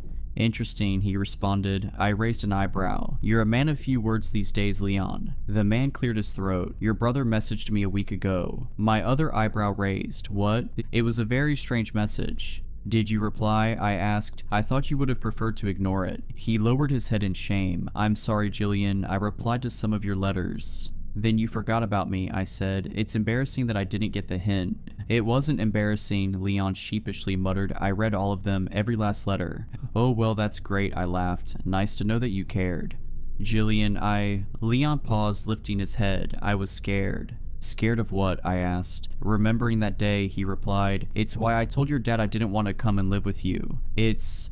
What? I asked. Leon tilted his head. You didn't know? Did you really think he just dumped me in that place? He might have changed, but your dad was never cold. Still, I refused. Living with you would have reminded me of what happened to my family. I didn't reply, so my old friend prodded the beast. Aren't we going to talk about... why did my brother message you? I interrupted, avoiding the topic. Leon twitched his lips uncertainly, as if unwilling to part them. He told me that I had to see you. Leon trailed off. Right, I said. Why? Your brother said something insane, Jillian, he said. He claimed that Arnold Walker visited him in Fairbanks. My jaw fell. I beg your pardon, Arnold Walker, my brother's school friend. Leon nodded. He escaped. I didn't know others got out, I whispered. My old friend's face was growing paler. No, Your brother said something that seemed impossible. He said that Arnold did not arrive on his doorstep as a 36-year-old man, but a 10-year-old child. My stomach dropped. The natural response would have been to discredit such an outlandish story, refuting it with a rational explanation. But Leon's revelation served to do only one thing. It confirmed what I'd always known. A 10-year-old boy made it all the way from our hometown to Fairbanks, I asked meekly. Leon frowned. That's it? You're not going to question it? I did. I messaged Alan repeatedly, but he never replied. Not a nice feeling, is it? I asked, sighing. How did you want me to react, Leon? You were itching to talk about that day. Well, I'm not skirting around the subject now. Let's talk about it, okay? I know all of that horror really happened. I just never wanted anyone to confirm it. Me neither, Leon said. I was trying to avoid your family for the rest of my life. Your brother ruined that. Yeah, he tends to ruin things, I replied. So that's it? Alan wanted you to tell me about Arnold Walker? Leon shivered. There's more, but look, I know I should have messaged you about all of this first, but I thought about the way Alan avoided my questions. I didn't want you to do the same. I assumed if I were to show up in person, then... I wouldn't be able to run away, I finished. I understand, Leon. I just hate that my brother is still too childish to talk to me. And funny, he called you childish too. Listening to you two bicker is nostalgic. Leon smiled before quickly adopting a solemn expression. I'm trying to change the subject, but I need to rip off the band-aid. Alan said that Arnold took him to a car on the front lawn. There was a man in the driver's seat, barely clinging to life, with a face mangled beyond recognition. Your brother said the man's skin had been peeled from his face, and he was still somehow alive. I shuddered, vomit climbing my throat. Arnold told your brother that the man was Mr. Johnson, Leon whispered. The farmer? The one who ran the local grocery store? I asked, shivering. My friend nodded. Yeah. Alan said he'd aged a little. Well, his hair was grayer than he remembered. The pair must have been on the road for hours, and your brother didn't know how they knew where to find him. He had so many questions for them, but Mr. Johnson died before the ambulance arrived, and whilst Alan talked to the paramedics, Arnold ran away. He's missing. Crap, I whispered. I'll call my brother. You might struggle, Leon said. Alan ended the message by saying that he was going back home. I gawped.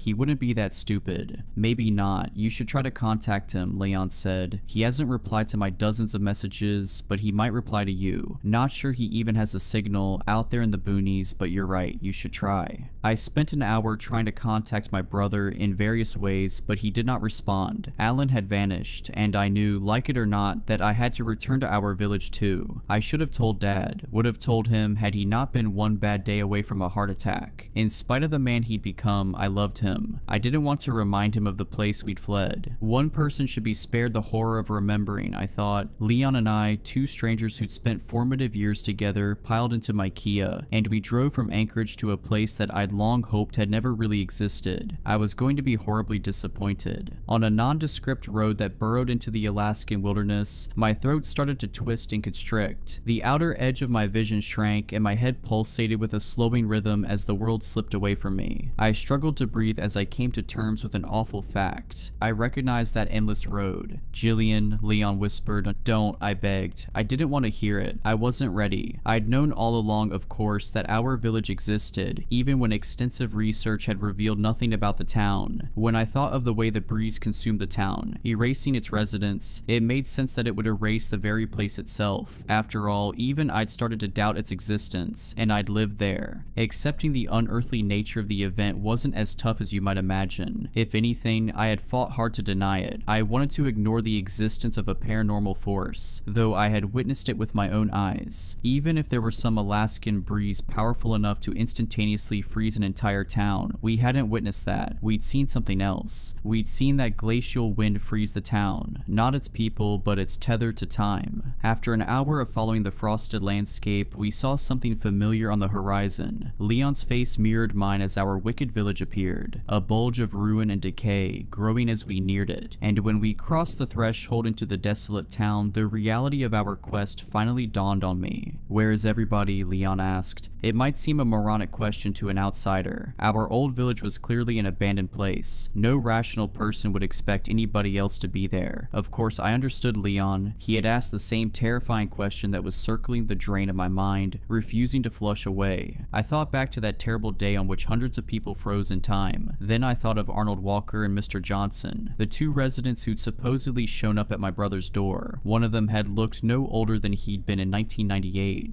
Time resumed. I finally mumbled. Yes, but where did everybody go? My childhood friend asked. I didn't have an answer, neither did my brother, and that was why he'd come here. That's not the real reason, I thought. He was hoping to find her. I rolled onto my old street, noting that the trees swayed in the wind and birds flew overhead, signs that time was flowing. I wondered whether others had fled in the same fashion as Arnold and Mr. Johnson. I even allowed my heart to soar a little as I considered that my mother might have freed herself, might have found Dad in Anchorage, might be wondering where Alan and I had gone. However, I knew that not to be the case. Mum had not arrived at my door, and there had been no national news coverage about people emerging from a town that didn't exist. There had only been an old, half-butchered man and a quiet boy. Both were gone, and I had questions about the nature of their escape from our hometown, given my brother's ominous message to Leon. Something was still dreadfully wrong with our village. 26 years had not changed that. The people of the village had not disappeared disappeared into the sunset. Whatever had happened to them, I knew it wasn't good, possibly worse than what happened to Arnold Walker and Mr. Johnson. I pulled onto the driveway of my childhood home, gently trundling over cracked asphalt. Weeds squirmed through the wounds of the suburb as nature sought to erase my childhood from existence. There was no need for that, of course. The wind of 1998 and whatever secrets it held had already done a fine job of wiping my hometown from reality.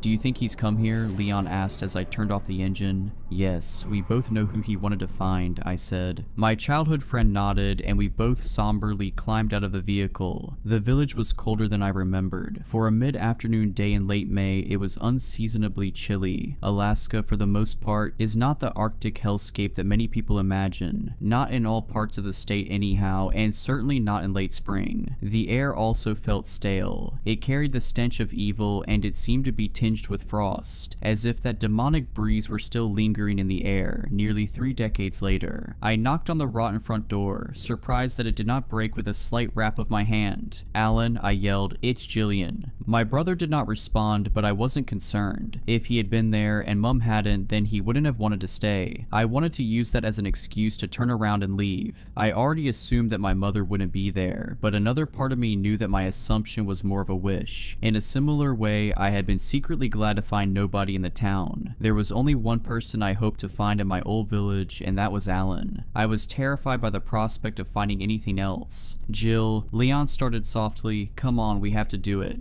"Do we?" I asked. "This was a mistake. We should turn around, we dash." "I agree," Leon sharply interjected, "but we have to find your brother, and when we do, we'll convince him to come back with us. We'll convince him to leave this place behind too." "Why did you come to see me, Leon?" I asked. "You could have ignored my brother's message. You could have pretended none of this had ever happened. That's what you did when you started ignoring my letters, isn't it?" "I deeply regretted that for years, Jill," he said softly. "You were my best friend. You were more than that. We were just kids, but I loved you. I have not made another connection like ours, not even in my adult life." "I know," I replied. "I loved you too, Leon. That's why it hurt when you let our bond peter out. If you cut me off from the start, I would have understood, but it just felt like you'd stopped caring." "Never. I just lost the strength to bear that trauma," he explained. "Every letter was a reminder, and that's why I came to your door. That's why I didn't ignore what your brother said. I didn't want something to happen to him. You lost your mother. I didn't want you to lose him too." "We all lost things," I sniffled. "You lost more than me. I just don't understand why you'd come back. Why my brother would come back. I don't even understand why I've come back." "We never really left this place, did we?" Leon asked. "Not in our minds. Even though it doesn't exist in the eyes of the outside world, it never left us. Never let go. Arnold Walker and Mr. Johnson lured Alan back. And he lured us back." "That's an unsettling way of looking at it," I timidly replied. "It's the only way I've been able to look at it," he said. "Whatever claimed this place, it remembered us, and it made sure we remembered it. Not that it would be easy to forget. For years I thought I'd lost my mind, but after talking to you and Alan, I'm not so sure. I find it hard to believe that we'd have experienced a shared delusion. No, it all really happened, and the memory replays in my mind every day. I'll never get rid of it." "Dad seemed to do a good job of erasing this place from his mind," I said. I knew that wasn't true, of course. He had never forgotten. That was made apparent by his deterioration. Alan and I had a close relationship with our father before we left that village. Afterwards, he changed. We all changed. Losing Mum had fractured the family, but there was more to it than that. I started to consider that Leon might be right. Perhaps the frost hadn't ensnared the two of us, but it had certainly bitten us. "Do you want me to do it?" Leon eventually asked. I wanted to be courageous enough to open the door, but I wasn't. I nodded meekly and stepped aside, allowing my childhood friend the nightmarish task of facing whatever lay within my old home. He pushed the door handle down, expecting the house to be unlocked, but it wouldn't budge. "Shall we try the back?" I asked. Leon backed up. I quickly realized what he was planning to do, and I opened my mouth to utter a protest. My hulking friend had charged before I spoke a single word, however, and he hurled his body into the door. It quivered in its frame but did not give. "Leon," I cried, "what are you doing?" "Well, I don't suppose you have the key," he panted, massaging his shoulder. I held up my hands. "Look, let's just..." My friend rushed forwards again, and the result was the same. This time, however, Leon released a groan of pain, clutching his arm a little more tightly. "You're going to hurt yourself," I said. "Let's take it in turns to kick the door. That'll work better, and it won't cripple either of us." Leon nodded, and the two of us firmly booted the door near the handle. The wood quaked, and it only took a few attacks for the door to splinter around the lock. The frame splayed inwards, and the metal mechanism fell loose. Whoops, that worked a little too well, Leon laughed. He led the way into my childhood home, which looked unlike the street outside, the same as I remembered, the same as it had looked on the day I left. There were no shoes left by the door, no muddy prints on the carpet, no indication whatsoever that my brother had visited our old home, which I'd gathered when the front door had been locked. But this was not a relief. I knew in my gut that Alan would have gone there first. He never made it home. Leon shivered. This place feels cold. Frozen, I corrected. Frozen in time. Is it safe for us to be here, he asked. What if we end up like the others? It's a bit late to ask that now, I replied. The breeze passed long ago. This just seems to be the horror it left behind. Leon accepted my suggestion, then he wandered over to the staircase. My friend took one step before halting in place. For a haunting moment, I believed that he had been frozen in time too. I believed that I'd been wrong and the frost had come for us. But I quickly realized that my friend was still moving, still twitching. He was frozen by fear, not a supernatural gale. There's someone in the bathroom, Leon wheezed. With physical dread in every inch of my body, I joined my friend and looked up. Artificial light spilled beneath the bathroom door onto the dark landing. There might not be anyone in there, I shakily said. Jillian, this is an abandoned town. There is no electricity. Your house is still frozen in time, and it froze with the bathroom light left on. Somebody must have been... Don't say it, I pleaded, upper lip trembling. Do you want me to lead the way? He asked. I didn't. I wanted to run, but I knew I would never forgive myself for doing so. Leon was right, of course. I hadn't allowed him to finish his sentence, but it was clear that he was going to mention somebody in particular. Somebody whose face flooded my mind as we ascended the staircase, one tentative step at a time. Somebody whose name started to tickle my lips as Leon grasped the handle to the door. It wasn't locked. Mum, I moaned as Leon inched it open. My ageless mother was inside. I'm sure I would have screamed at whatever we found, but I was not prepared for the state of the statue before me. Mum was standing at the sink, hands cupped below a stream of tap water suspended in time. As I had always feared, the frost caught her. It was horrifying enough to be frozen in time for 26 years, whilst the rest of the world continued, but that wasn't why I screamed. I'd braced myself for that possibility. I'd spent my entire adult life coming to terms with it. I screamed because I wasn't prepared to see her face. Mum was smiling, not a wholesome smile. It was a taut grin that etched an unnerving crescent shape across her cheeks. There was nothing unnatural about the grin, but it looked painful, and it appeared as if cataracts had taken the entirety of her pupils. Mum, I asked weakly, do you hear me? There was no reply. I peered around the side of her face, and I immediately regretted it. Though she was frozen in time, she did not look unaware. I felt her sightless eyes boring into my face, and I quickly jumped backwards. Let's go and find your brother, Leon fearfully said. As I nodded backing towards the doorway, I locked my gaze onto my mother's profile. My heart pounded as I started to close the bathroom door. I was trying to ignore the idea that had wormed into my mind. The possibility that, behind the glassy cataract, a pupil might still exist, lying dormant, watching me from a face that no longer seemed to belong to my mother. After I shut the door, Leon and I took a few moments to control our breathing. With a slight tremble, my friend finally walked over to the light switch and raised a hand, but I caught his wrist. What are you doing? He frowned. Leave the light on, I whispered. I don't like the idea of leaving her in the dark. My friend's expression softened, and he nodded, seeming to understand my explanation, seeming to empathize, but I was lying. I wasn't worried about leaving my mother in the dark. I was worried about the thing behind that smiling face. Alan didn't come here, I said. Did he really come back? You read the message, Jillian, Leon replied. I know, but... I sighed. I know. He might not have come to the house, my friend suggested. This is the first place he would have visited, I said. If Mum weren't here, he wouldn't have returned. Well, let's look around, Leon urged. You never know. We might find something else. Something to help your mother, perhaps. You saw her face, I whispered. She looked far past help.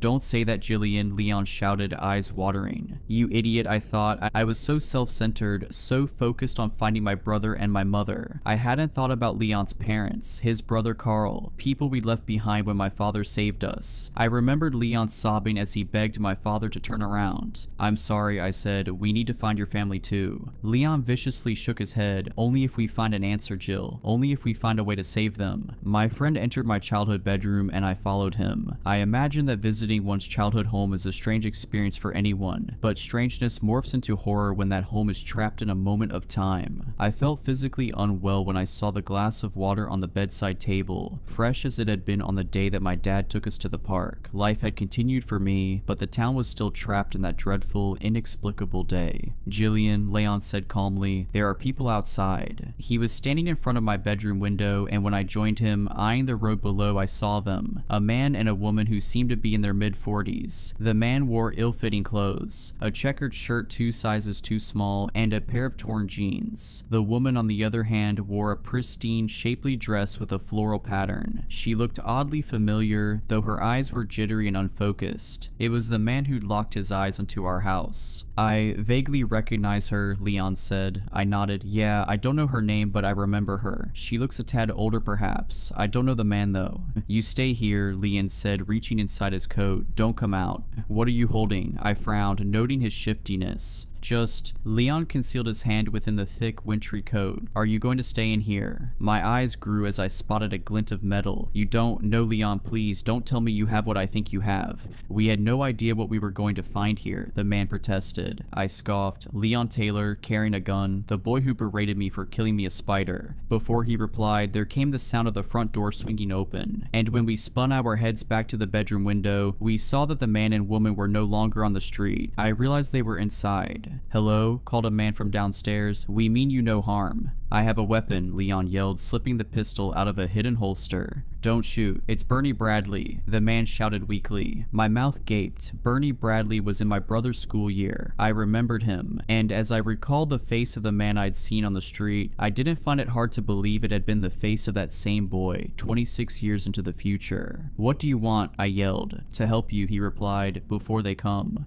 "Who?" Leon asked. "I'll tell you if you put that weapon away," Bernie said. "I don't trust you enough for that," my friend growled. "Are you Leon Taylor?" the man asked. "Why?" Leon responded. "Sydney Manley pushed you off the swing set and you called her a fat cow," Bernie said. "She ran home in tears." It wasn't enough. In a place like that, which defied all laws of rationality, it wasn't enough for Bernie Bradley to know that, but Leon and I needed it to be enough because we were hopelessly alone, hopelessly afraid, and hopelessly desperate. My friend reholstered his weapon and we walked onto the landing. Bernie and the woman were midway up the stairs. The man's hands were raised, but the woman barely seemed aware of where they were, barely seemed aware of herself. "Leon Taylor and Jillian Maynard, is that right?" Bernie asked. "How did you recognize us?" I asked. "You were the only ones who escaped," he replied. "The Maynards and Leon Taylor." "The only ones?" Leon asked incredulously. Bernie nodded. "Others tried, but the frost got them." "So why aren't you..." I started, unable to finish. "Mind if we sit down before I answer that?" he asked. I looked at Leon, and my friend begrudgingly nodded. We all headed to the living room and sat down. Once we did, Bernie Bradley told us an incredible story, and the woman beside him simply rocked on the sofa, face painted with a disturbing smile. Bernie had been a 10-year-old boy, sitting at his bedroom desk when the chill swept through his room. He told us that he remembered nothing but a black void. He might have been there for an eternity, or it might have been less than a moment. When he woke from that dark slumber, still a 10-year-old boy sitting in the desk chair, Bernie looked out of the bedroom window. He was overcome by the horrible feeling that time had been lost, but he didn't know how much. And when he saw residents frozen in the street, he realized that something awful had happened. Bernie found his own paused parents in the kitchen, and they were completely unresponsive to his pleas. The lonely, frightened boy ran through the town, calling for help. Nobody answered. After a long day of searching, he returned to his house in tears. For a week, Bernie lived on cans of food from the cupboards, and then he heard shouting from the street. "Hello, is anybody there?" a man called. Bernie ran outside to find Mr. Johnson. The farmer had just woken from a darkness to find the town full of statues. Bernie told Mr. Johnson that he'd been alone for a week, but he had no idea how long he'd been frozen before that. The boy wanted to leave, but the farmer said they had to save as many people as possible. They had a duty to do so. After all, neither the farmer nor the boy knew what might happen to them if they were to run. The frost might return. Anyway, Mr. Johnson took Bernie under his wing. The crops in his field thankfully had unfrozen, as had his entire farmhouse. Mr. Johnson fed Bernie, and the two of them survived. A week later, they found Elizabeth Coulter, the local head teacher, wandering through the town. Over the course of the following year, a dozen more unfrozen souls were saved and brought back to Mr. Johnson's farm. But things changed as time passed. The newer thawed souls were unhinged. The longer a person had been trapped in that black stasis, the less human they became. They were still intelligible, but they spoke only of the voice in the void, a voice that they missed in the land of the living. They were irritable, but Mr. Johnson cared for them all the same. Eventually they fled. This only worsened as the years went by. After a decade, Bernie's mother and father unfroze. However, his dad ran and his mom only remained because she was lost and confused. She would rant and rave about the speaker, the one that would make everything better, the one that would make them all eternal. It was during the year of 2018 that things crossed a terrifying line. Mr. Johnson had decided that newcomers were not welcome. It was a decision of necessity, not cruelty. The recently unfrozen folk had become more than unintelligible. They had become dangerous. "Hark, the speaker calls," Walter Frankton screamed. The middle-aged man who had once been a police officer was standing outside Mr. Johnson's farmhouse. When the community of sane people emerged, they screeched at the sight of Walter holding a charred body above his head. Nobody identified the burnt corpse, but Mr. Johnson wasted no time in drawing his rifle and giving Mr. Frankton 10 seconds to flee. Bernie explained that Walter laughed demonically before disappearing into the night. Over the coming years, bodies were found in the street. Followers of the speaker would relentlessly pursue Mr. Johnson's community, so the sane folk kept distant from the people of the speaker. Few of Mr. Johnson's followers understood why they stayed, yet nobody felt able to leave. Something was keeping them there. A couple of weeks before Leon and I arrived, however, Bernie said that Mr. Johnson finally announced his plan to leave. There were murmurs of uncertainty. Everybody wanted to escape, of course, but fear had always stopped them. Still, they trusted Mr. Johnson. If anybody had the power to safely lead them away from the place controlling their minds, it had to be the brave farmer. Packing and preparations began. However, some days later, Bernie Bradley happened to look out of an upstairs window and noticed Mr. Johnson. The old man was wandering aimlessly onto the driveway, stumbling like a drunken man towards his vehicle. Bernie said there was a small child standing beside the car. The young boy led Mr. Johnson to the driver's door with a smile, and the two of them fled. Things disintegrated after that. When a Molotov cocktail found its way through a window, the community dispersed. The sane folk fled in different directions, and Bernie was left alone with his mother. "We've been running for days," Bernie explained. "I keep finding the bodies of people from my community, charred corpses in the street. I tried to leave this town, but it wouldn't let me. The farther I drove, the sharper the pang in my heart. I knew I'd die if I were to keep going." "How did you find us?" Leon asked. "I heard you," Bernie replied. "Hard to miss the sound of an engine in a dead place like this. I had a hunch that it might be you."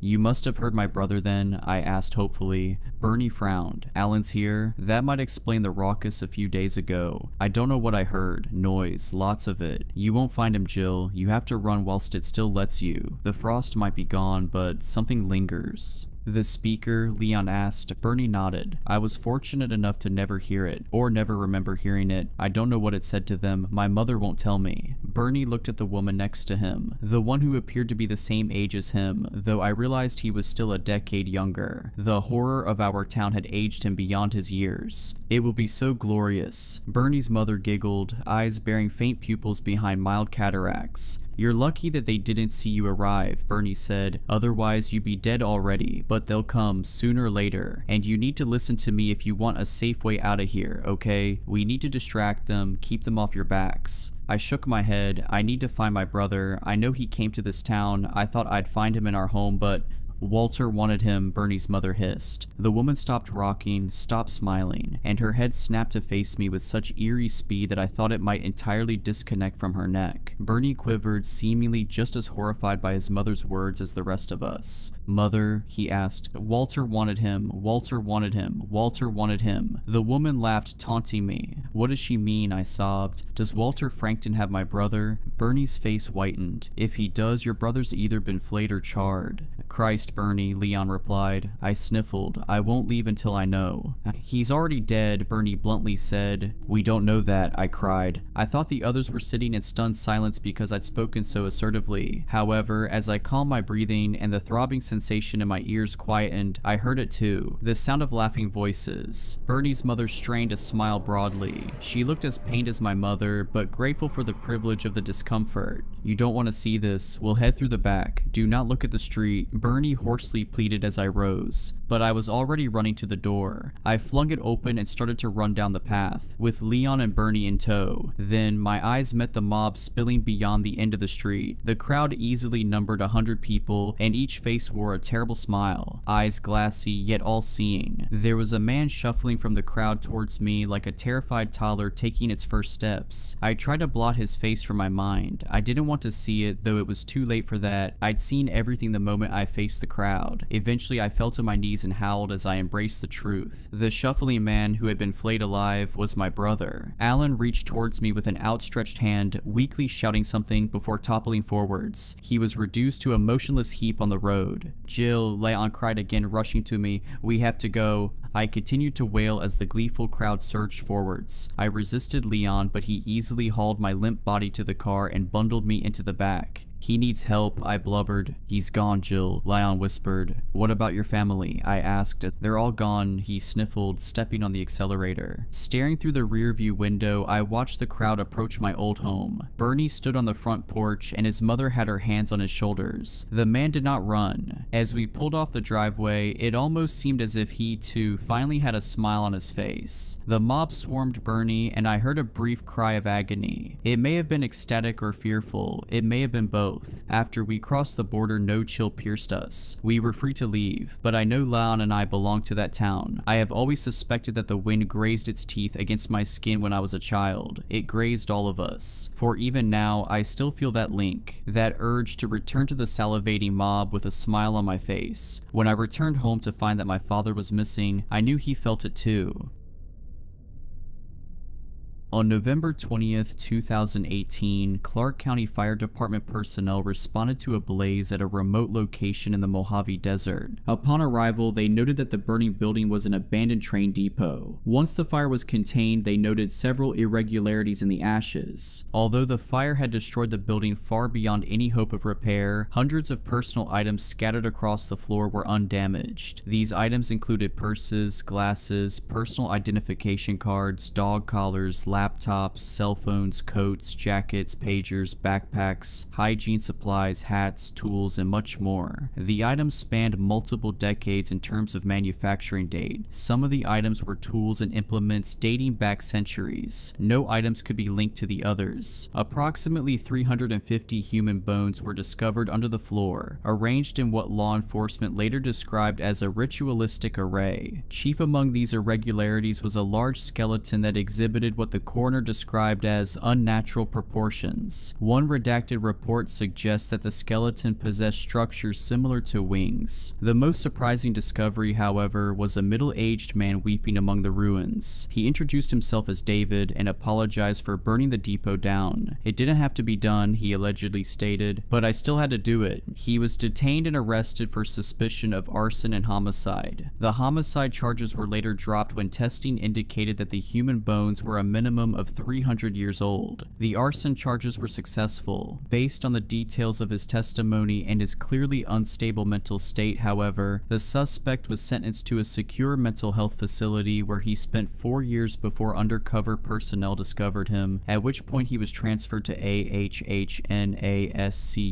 Shortly after incarceration, the inmate submitted to various assessments and field tests. The findings were unusual even by agency standards. In simplest terms, David seemingly possesses the ability to locate the souls of deceased individuals, at which point he is compelled to hear their final statements, which David understandably refers to as confessions, while escorting them to what he calls the other side. These duties were, and remain, psychologically distressing. Immediately prior to burning the depot down, David states that he failed to transport a passenger. The details of this failure remain unknown. David did not discuss them at any point during the interview recorded below. At this time, the agency plans to implement ongoing treatment with the goal of identifying and hopefully rectifying the details of this failure. Administration hopes to evaluate and, if appropriate, commission David as a T-class agent upon completion of his treatment. Prior to his arrest, David's mode of conveyance for these trips was his truck. David presents as a Caucasian male between the ages of 60 to 65. He is approximately 5 feet 8 inches tall, with dark hair and brown eyes. David's diagnoses include depression, anxiety, post-traumatic stress disorder, and severe insomnia. It should be noted that the site of David's depot bore signs of ritualistic use dating back approximately 500 years. The site is currently under quarantine. It should also be noted that inmate 17 has expressed repeated interest in David. Finally, the interviewers would like to note that David has expressed a desire to change his title to something less ominous, such as the Ferryman. Interview subject: the Pale Horseman. Classification string: non-cooperative / destructible / Gaian / constant / low / Faulos. Interviewers: Rachele B. and Christoph W. Interview date: December 19th, 2024. One night I woke up and really needed to talk to my dad. Of course I couldn't because he died about a month before. I paid for the funeral. It was so small and so cheap it was basically an insult to his memory, and it still ate most of my savings. I didn't regret it. I was just ashamed I couldn't afford to give him something better. Still am. Arranging the burial kept my mind busy. When you're busy enough, nothing really has the opportunity to sink in. But the night I woke up needing to talk to my dad was when it sank in that he was really gone. I got out of bed and went for a drive. Drives were something my dad and I used to do. Probably the only actual bonding time we ever had. It was hard for us to talk to each other, or to anyone really. We were both human dams. But something about those drives broke. The dams broke down. We had to actually be driving though. For some reason we said a word till after the wheels were moving. Night drives were the best somehow. We never even looked at each other but talked all the way to the other end of the highway and back. He'd always play music from when he was a kid. Sometimes he'd stop at the gas station for sodas and candy. Once in a while, he'd pull into the all-night diner and buy me breakfast for late dinner. Mostly we didn't stop at all. We just drove. But it didn't matter where we did or didn't stop. All that mattered was I got to go for a drive with my dad. The night I needed to talk to him but couldn't, I went for a drive. Partly because I missed him, partly because I wanted to be able to cry privately. Me crying always freaked both Amber and Devin out, and she didn't need any extra stress. But mostly because when it comes right down to it, solo driving is the most soothing thing I've ever done. Night driving particularly. Night driving in the desert especially. The moon-silvered landscape is this patchwork of contrasts. All shadow and silver, dim light and dark so deep it makes that dimness look bright. There's an inhuman, almost primal peace I find when I'm out there. It's liberating and eerie and beautiful all at once to be alone on the road at night. An exercise in isolation. Isolation can be hard, but it's the only time I feel comfortable being myself. So the isolation has always been a draw. So is the desolation. The desolation of the desert is impersonal and gentle. Sometimes that's exactly what you need. A reminder that you're less than the blink of an eye, that everything you feel and everything you've done won't even be remembered. That sounds bitter, but it's not. At least not to me. In fact, that's the only time I get safe enough to actually feel the things that make me hurt. On that night and on that drive, I was remembering the night before my dad went to the hospital for the last time. He was still himself, but his mind was not exactly slipping, but traveling, flitting back and forth between childhood and adulthood, and staying back more often than not. That night especially, it was kind of like he was a little boy again. He was scared of the dark and started crying, so I got in bed with him the way I used to when my kid had nightmares. He snuggled in just like Devin used to and started talking about his life. Things I never knew, things I never even thought to ask. God, that was hard, knowing there was so much he never told me, so much I'll never know. He got to talking about his mom. I asked him a question, I don't even remember what, and he sat up hopefully, asking if his mama was there. No, Dad, I said gently. Is she coming? The hope in his voice broke me. Remembering his as I drove along the road that night broke me all over again. The desert glided past as I cried, shadows and darkness all covered in a thin film of silver moon. That landscape reminded me of my heart, a bottomless dark pit filmed over with whatever light I could muster for my family's sake. At some point, I noticed the road was different. I know that road. I know every bump and shimmy. You know how desert highways can be. Rippled, warped, cracked. I knew the stretch of road I was on was so broken up it sometimes felt like a monster was reaching up from under the asphalt and jerking your wheels around for the fun of it. It had always been that way. I figured it would always be that way. But that night, that stretch of road was so smooth it felt like my wheels weren't even touching the ground, like my truck was gliding on air. That's when I saw the hitchhiker. I don't pick up hitchhikers. Not because I expect anything bad to happen, I really don't. I've found that it's easier to trust everyone until they give me a reason not to, and hitchhikers are no exception. The only reason I didn't pick them up is because I had a family and they needed me. I couldn't take the risk, even a small one, for their sakes. But this guy, I had to pick him up because in silhouette at least, he reminded me of my dad. I'm not big on fate or mysticism, not at all, but I do believe in human connection. I think everything on earth is more deeply connected than any of us know or even want to acknowledge, and denying that connection is the root of a lot of problems. I guess that actually sounds pretty mystical, but why was I even on the road, right? I woke up missing my dad and went for a drive specifically to cry for him where no one would have to see. On this drive, I just happened to see a guy in need who looks like my dad asking for help. What are the chances? 0. Those chances are 0. It felt like one of those connections, so I pulled over. The hitchhiker climbed in as coyotes howled nearby, pleasantly eerie. The desert outside looked darker and brighter than ever. Up close, the guy looked so much like my dad that it made me choke up. I managed to ask, "Where you headed?" "We'll know when we see it." It was my dad's voice. Chills exploded. For a second, I thought I was going to scream. Instead, I flicked on the cab light, but the hitchhiker flicked it right back off. "David," he said, "I need you to hear everything I never told you." Dad, I remembered the way he'd said mama on his last night at home. That's what my voice reminded me of. "Where's my mama? Is she here? Mama, are you here? Daddy, are you here?" He didn't answer, but of course he didn't. He couldn't because the wheels weren't moving yet. I put the truck in gear and started driving on that road so smooth it felt like my wheels were touching nothing but air. Once we were at speed, my dad started talking. "I loved my mom," he said. "She did so much for me, more than I could ever do for her. I did everything I could. I went hunting out in the hills for food, set traps and checked them every day with my old hound dog. I miss him." He wiped his eyes. "But my mom, my mama, I helped her clean and make dinner, tried to do all my chores without being asked. She was the best, David, just the best. I'd give so much for you to know her. She'd have loved you. I think she would have showed me how to love you better than I did. Reminded me that it's not weak to love well, that not loving well is the weakness. I adored her, David. I wanted to grow up be like her." He sighed. "Instead, I grew up to be like my dad. That's not bad. He wasn't a bad man. He just was how he was, just like me. You'll know how he was because you know how I was. Always telling you how you did this or that or said that wrong. I did that because I saw what he did to me. And you know, it taught me to apply myself. Taught me to learn fast, to do everything on my own, to hold everything together even when I didn't know how to hold myself together. I saw what that did to him. I recognized that it did the same to me, and I know it's the same for you. I'm sorry."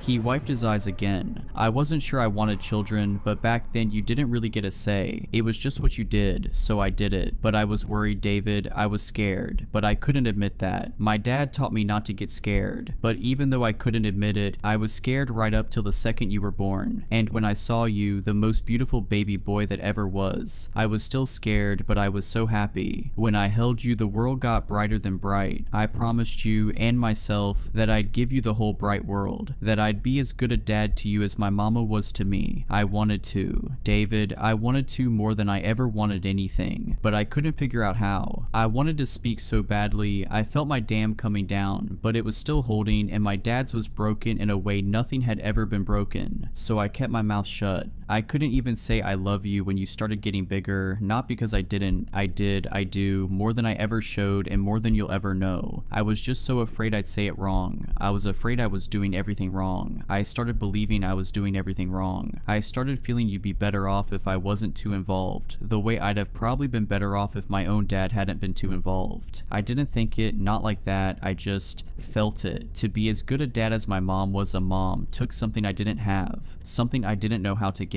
You know how I was, David. You know if I couldn't figure out how to do something in 2 minutes flat, then I just didn't learn. That's the worst thing I ever did. I wanted to tell you, I wanted to be that for you. I never never was, and now I never will be, but I love you, and I wish I'd known how to make every minute of every day be as good as our night drives. Here's my stop, getting out here." He pointed to this little train depot just off the highway. It was tiny, lights spilled from the windows, so bright the building looked like it was suspended in a tiny sun. I pulled over, he patted my shoulder and said, "Thank you for hearing." Then he got out and walked across the sand to the depot. When the door swung shut behind him, the lights went out. I sat there for a while, gripping the steering wheel for dear life while I sobbed. Then I headed home. About 10 minutes into the drive, my wheels start grinding on the asphalt again. When I got home, Amber was awake and she was a wreck. She wasn't doing well, she never really had, but it got really bad after her sister passed and never got better. It took me hours to calm her down. She kept repeating, "I thought you left me." I told her what I always did, "I'll never leave you." Our son Devin was waiting in the kitchen after she finally fell asleep. "I hate her," he said, "or at least what she's become. And you're not any better, you never were." He took off before I could say a word. I didn't try to stop him, not because I didn't want to, just because I didn't know how. I didn't really get the chance to process what happened that night, but I don't think it would have made a difference. Definitely wouldn't have changed the fact that I didn't know what I thought about it. In the end, I wrote it off as a trick of grief. You know, near-death experiences supposedly only manifest to ease the distress of passing. I figured my experience with my dad manifested to soothe the distress of grief. Until a couple weeks later, when I woke up in the middle of the night needing to talk to Dad again. I can't describe the excitement or the hope. Hope that everything I ever believed about connection and interconnectedness was real. That my dad and I finally had the connection we always wanted but couldn't forge. A connection strong enough to bypass or even wormhole through death itself. I got in my truck and went for a drive. About halfway down that buckled, broken highway, the asphalt smoothed out and it felt like my wheels weren't touching the ground. And a couple minutes later, I saw a hitchhiker. My heart kind of swelled and I felt this big smile spread over my face as I imagined another night drive with my dad. But this hitchhiker wasn't my dad, it was a woman. I thought about my grandma, I even thought about Amber's sister. I pulled over, she got inside. I didn't know her, but she seemed to know me. "Mom," she said, "I need you to hear everything I never told you." I frowned but started to drive. "I took care of Roxy, just like you told me to. I really did, but I also really didn't do it right." I felt a sick swoop in my stomach, but didn't say anything. That's one of the rules of night driving, you don't interrupt. I wasn't cruel to her, wasn't mean, didn't neglect her, I would never, not ever, I took care of her, but I didn't love her. I didn't love her because I was jealous of her. How ridiculous is that, being jealous of a dog? She sniffed and wiped her eyes. "I was jealous because of how much you loved her. And Mom, I get it, dogs are dogs, and Roxy was really great even for a dog, but she was still just a dog, and you bought her more clothes than you ever bought me. You put more effort into her treats and prescription food than you ever did for me. You used to feed me stuff that made me sick. I know it was because you couldn't afford anything else, but you still spent more on her. You took her to the vet more than you ever took me to the doctor, and it's not like you knew, but not going to the doctor is how I ended up here at 44 years old, but none of that even matters. What matters is you gave the dog all the love you didn't want to give me, and I get why, I do. Roxy is Roxy, and I'm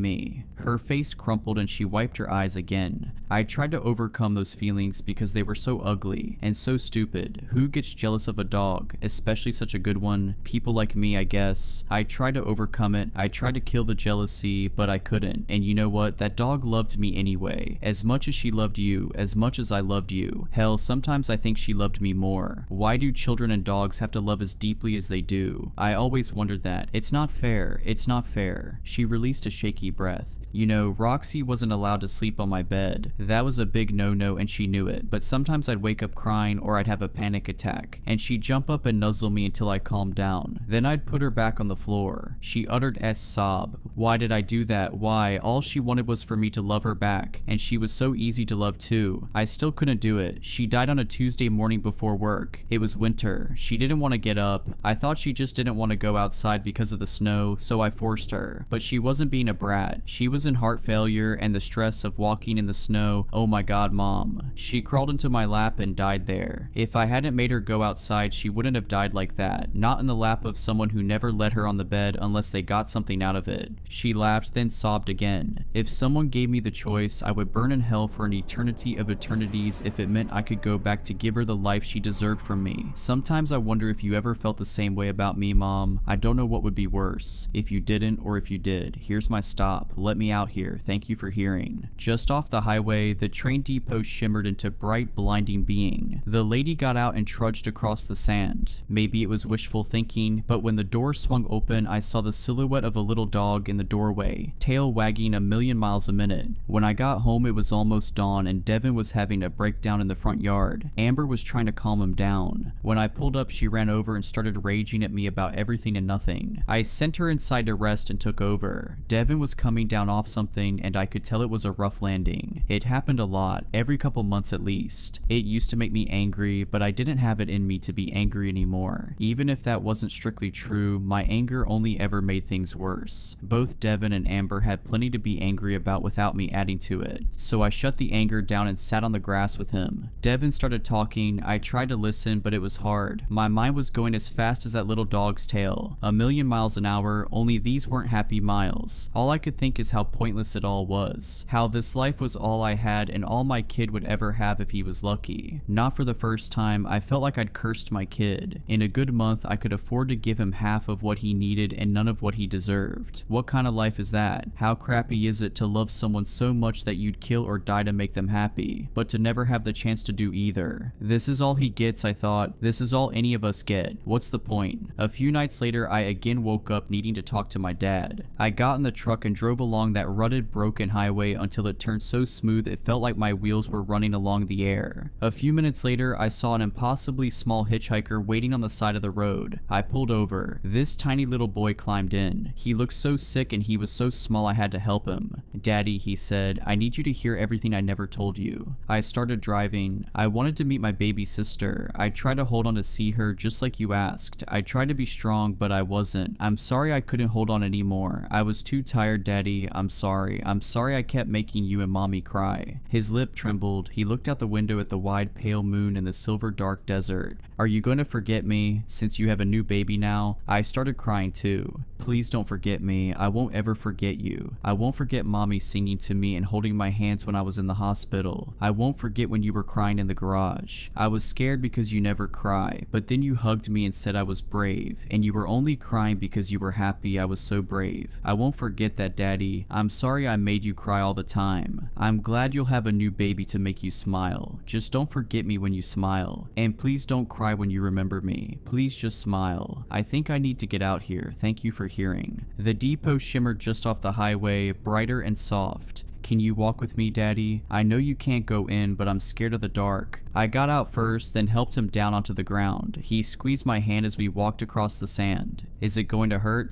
"No," I said, "I promise." When we reached the door, he looked up at me, beaming. He didn't look sick anymore. "Thank you, I won't forget you, don't forget me." The door swung shut behind him and the lights went out. There was such pressure in my chest, heavy and painful, expanding at the speed of light. It felt like it was going to crush me and make me explode at the same time. I opened the depot door. It was dark inside and empty except for spiders. I went back to my truck and drove home. The road stayed smooth for hours. For so long I started getting scared. My wheels didn't touch asphalt again until dawn. It felt like a warning, so I decided no matter what that I would never touch the depot door again. This arrangement, if that's what you want to call it, continued for a while. Maybe once a week I'd wake up needing to talk to my dad. I'd get up and go for my night drive in the desert, trundling down the jagged highway that was so broken it felt like a monster was reaching up to mess with my axles right up to the second the road turned smoother than air. A couple minutes later, I always found a hitchhiker. They were all sad, even the happy ones. That was hard. Being whoever they needed to talk to was harder. None of those people ever knew they were talking to an old fat truck driver named David. They thought they were talking to their dads or moms or grandparents or spouses or lovers or friends or siblings or enemies or kids. Most of them were relieved to see the depot come shimmering into view. A few were anxious. One was terrified. He was disgusting. From the second I saw his silhouette on the side of the highway, everything in me started screaming. For the first time, I thought about driving on past and leaving him in the dust. I almost did, but then I remembered that morning where my wheels just wouldn't touch the ground again. So I stopped and he climbed in. He was too human and too inhuman at the same time. And what he told me, I've never even imagined someone could think those things, let alone say them, let alone do them. But he had. said. And he wasn't sorry, he was glad, he was gleeful. When he saw my disgust, he laughed. What did I tell you, Kate? I'm more than human, and I'm less. This is my stop. Thank you for hearing. The depot was there, but the windows dark. When we pulled up, his eyes went dark too. He looked at me. Instead of glee, I saw terror. I can't go in there, he said. I won't. Before I could stop him, not that I had any idea how I would, he jumped out and bolted out across the desert. The full moon cast a wild, awful shadow behind him. As I pulled away, I saw the depot door opening. Something slithered out, something huge and just as awful as him, and took off into the desert, chasing him and his hideous shadow. When I got home, there was an ambulance in my driveway. Paramedics were wheeling Devin out on a stretcher. Amber was sobbing. Before I even got out of the car, I was sobbing too. I tried to hug her, but she threw me off. Devin died that night. I didn't sleep for weeks. There was no one I felt like I needed to talk to for weeks. I'm not sure I felt anything. I think I just wanted to die. The first dead, dreamless sleep I had happened 5 weeks after he died. It lasted 2 hours. Then I woke up needing to talk to him. I was already crying by the time I reached my truck. I drove out onto the highway under the moon, through the silver darkness and the howling coyotes. Their songs sounded like what was inside my heart. The broken road knitted itself, turning so smooth it felt like there was no road at all, only air. And then there he was, my boy, standing on the side of the road waiting for me. I pulled over. Rage, grief, and joy rushed through me, none stronger than the other. Devin got into the truck, scared and wide-eyed. I put the truck in gear and we started driving. I need you to hear everything I never told you, he said, and something inside me broke. A dam, but the wrong dam. Before my son could open his mouth again, I broke apart and started raging at him. Years and years of things that had built up behind the dam. Years and years of things I never told him. But not all of the things I never told him. Only part of them, and only the bad part. He didn't say a word. I raged until we reached the depot, all blazing bright and gold. He opened the door before I even pulled over. Too late, I realized what I'd done. I reached for him, but he shoved me away and ran. I got out and chased after him, but I was slow and he was fast, and before I made it halfway, he vanished inside the depot and the lights went out. I stood outside shrieking and begging him to come back out. He didn't. After a long time, I went back to my truck. I was scared I'd never find my way back home after that, but my wheels touched the road almost immediately. When I got home, Amber was gone. I didn't get a passenger for months. I barely slept and woke up 10 times a night when I did, but I never woke up needing to talk to anybody. I never felt any connection. I never felt any hope. It started again about a year later and went along a regular clip right up until I screwed up, just like I screwed up everything else. But until then it was good. I did what I was supposed to. I picked them up. They told me the things they never told anyone else. I listened and delivered them to their destination, ferried them to the last stop before their final destination. The depot was almost always bright. I'm not sure why I care anymore, but I'm glad it was bright. I'm so glad that for most of us, the end is soft and golden light.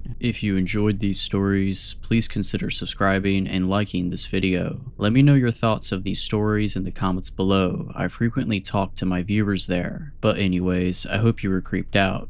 Just kidding. Stay safe.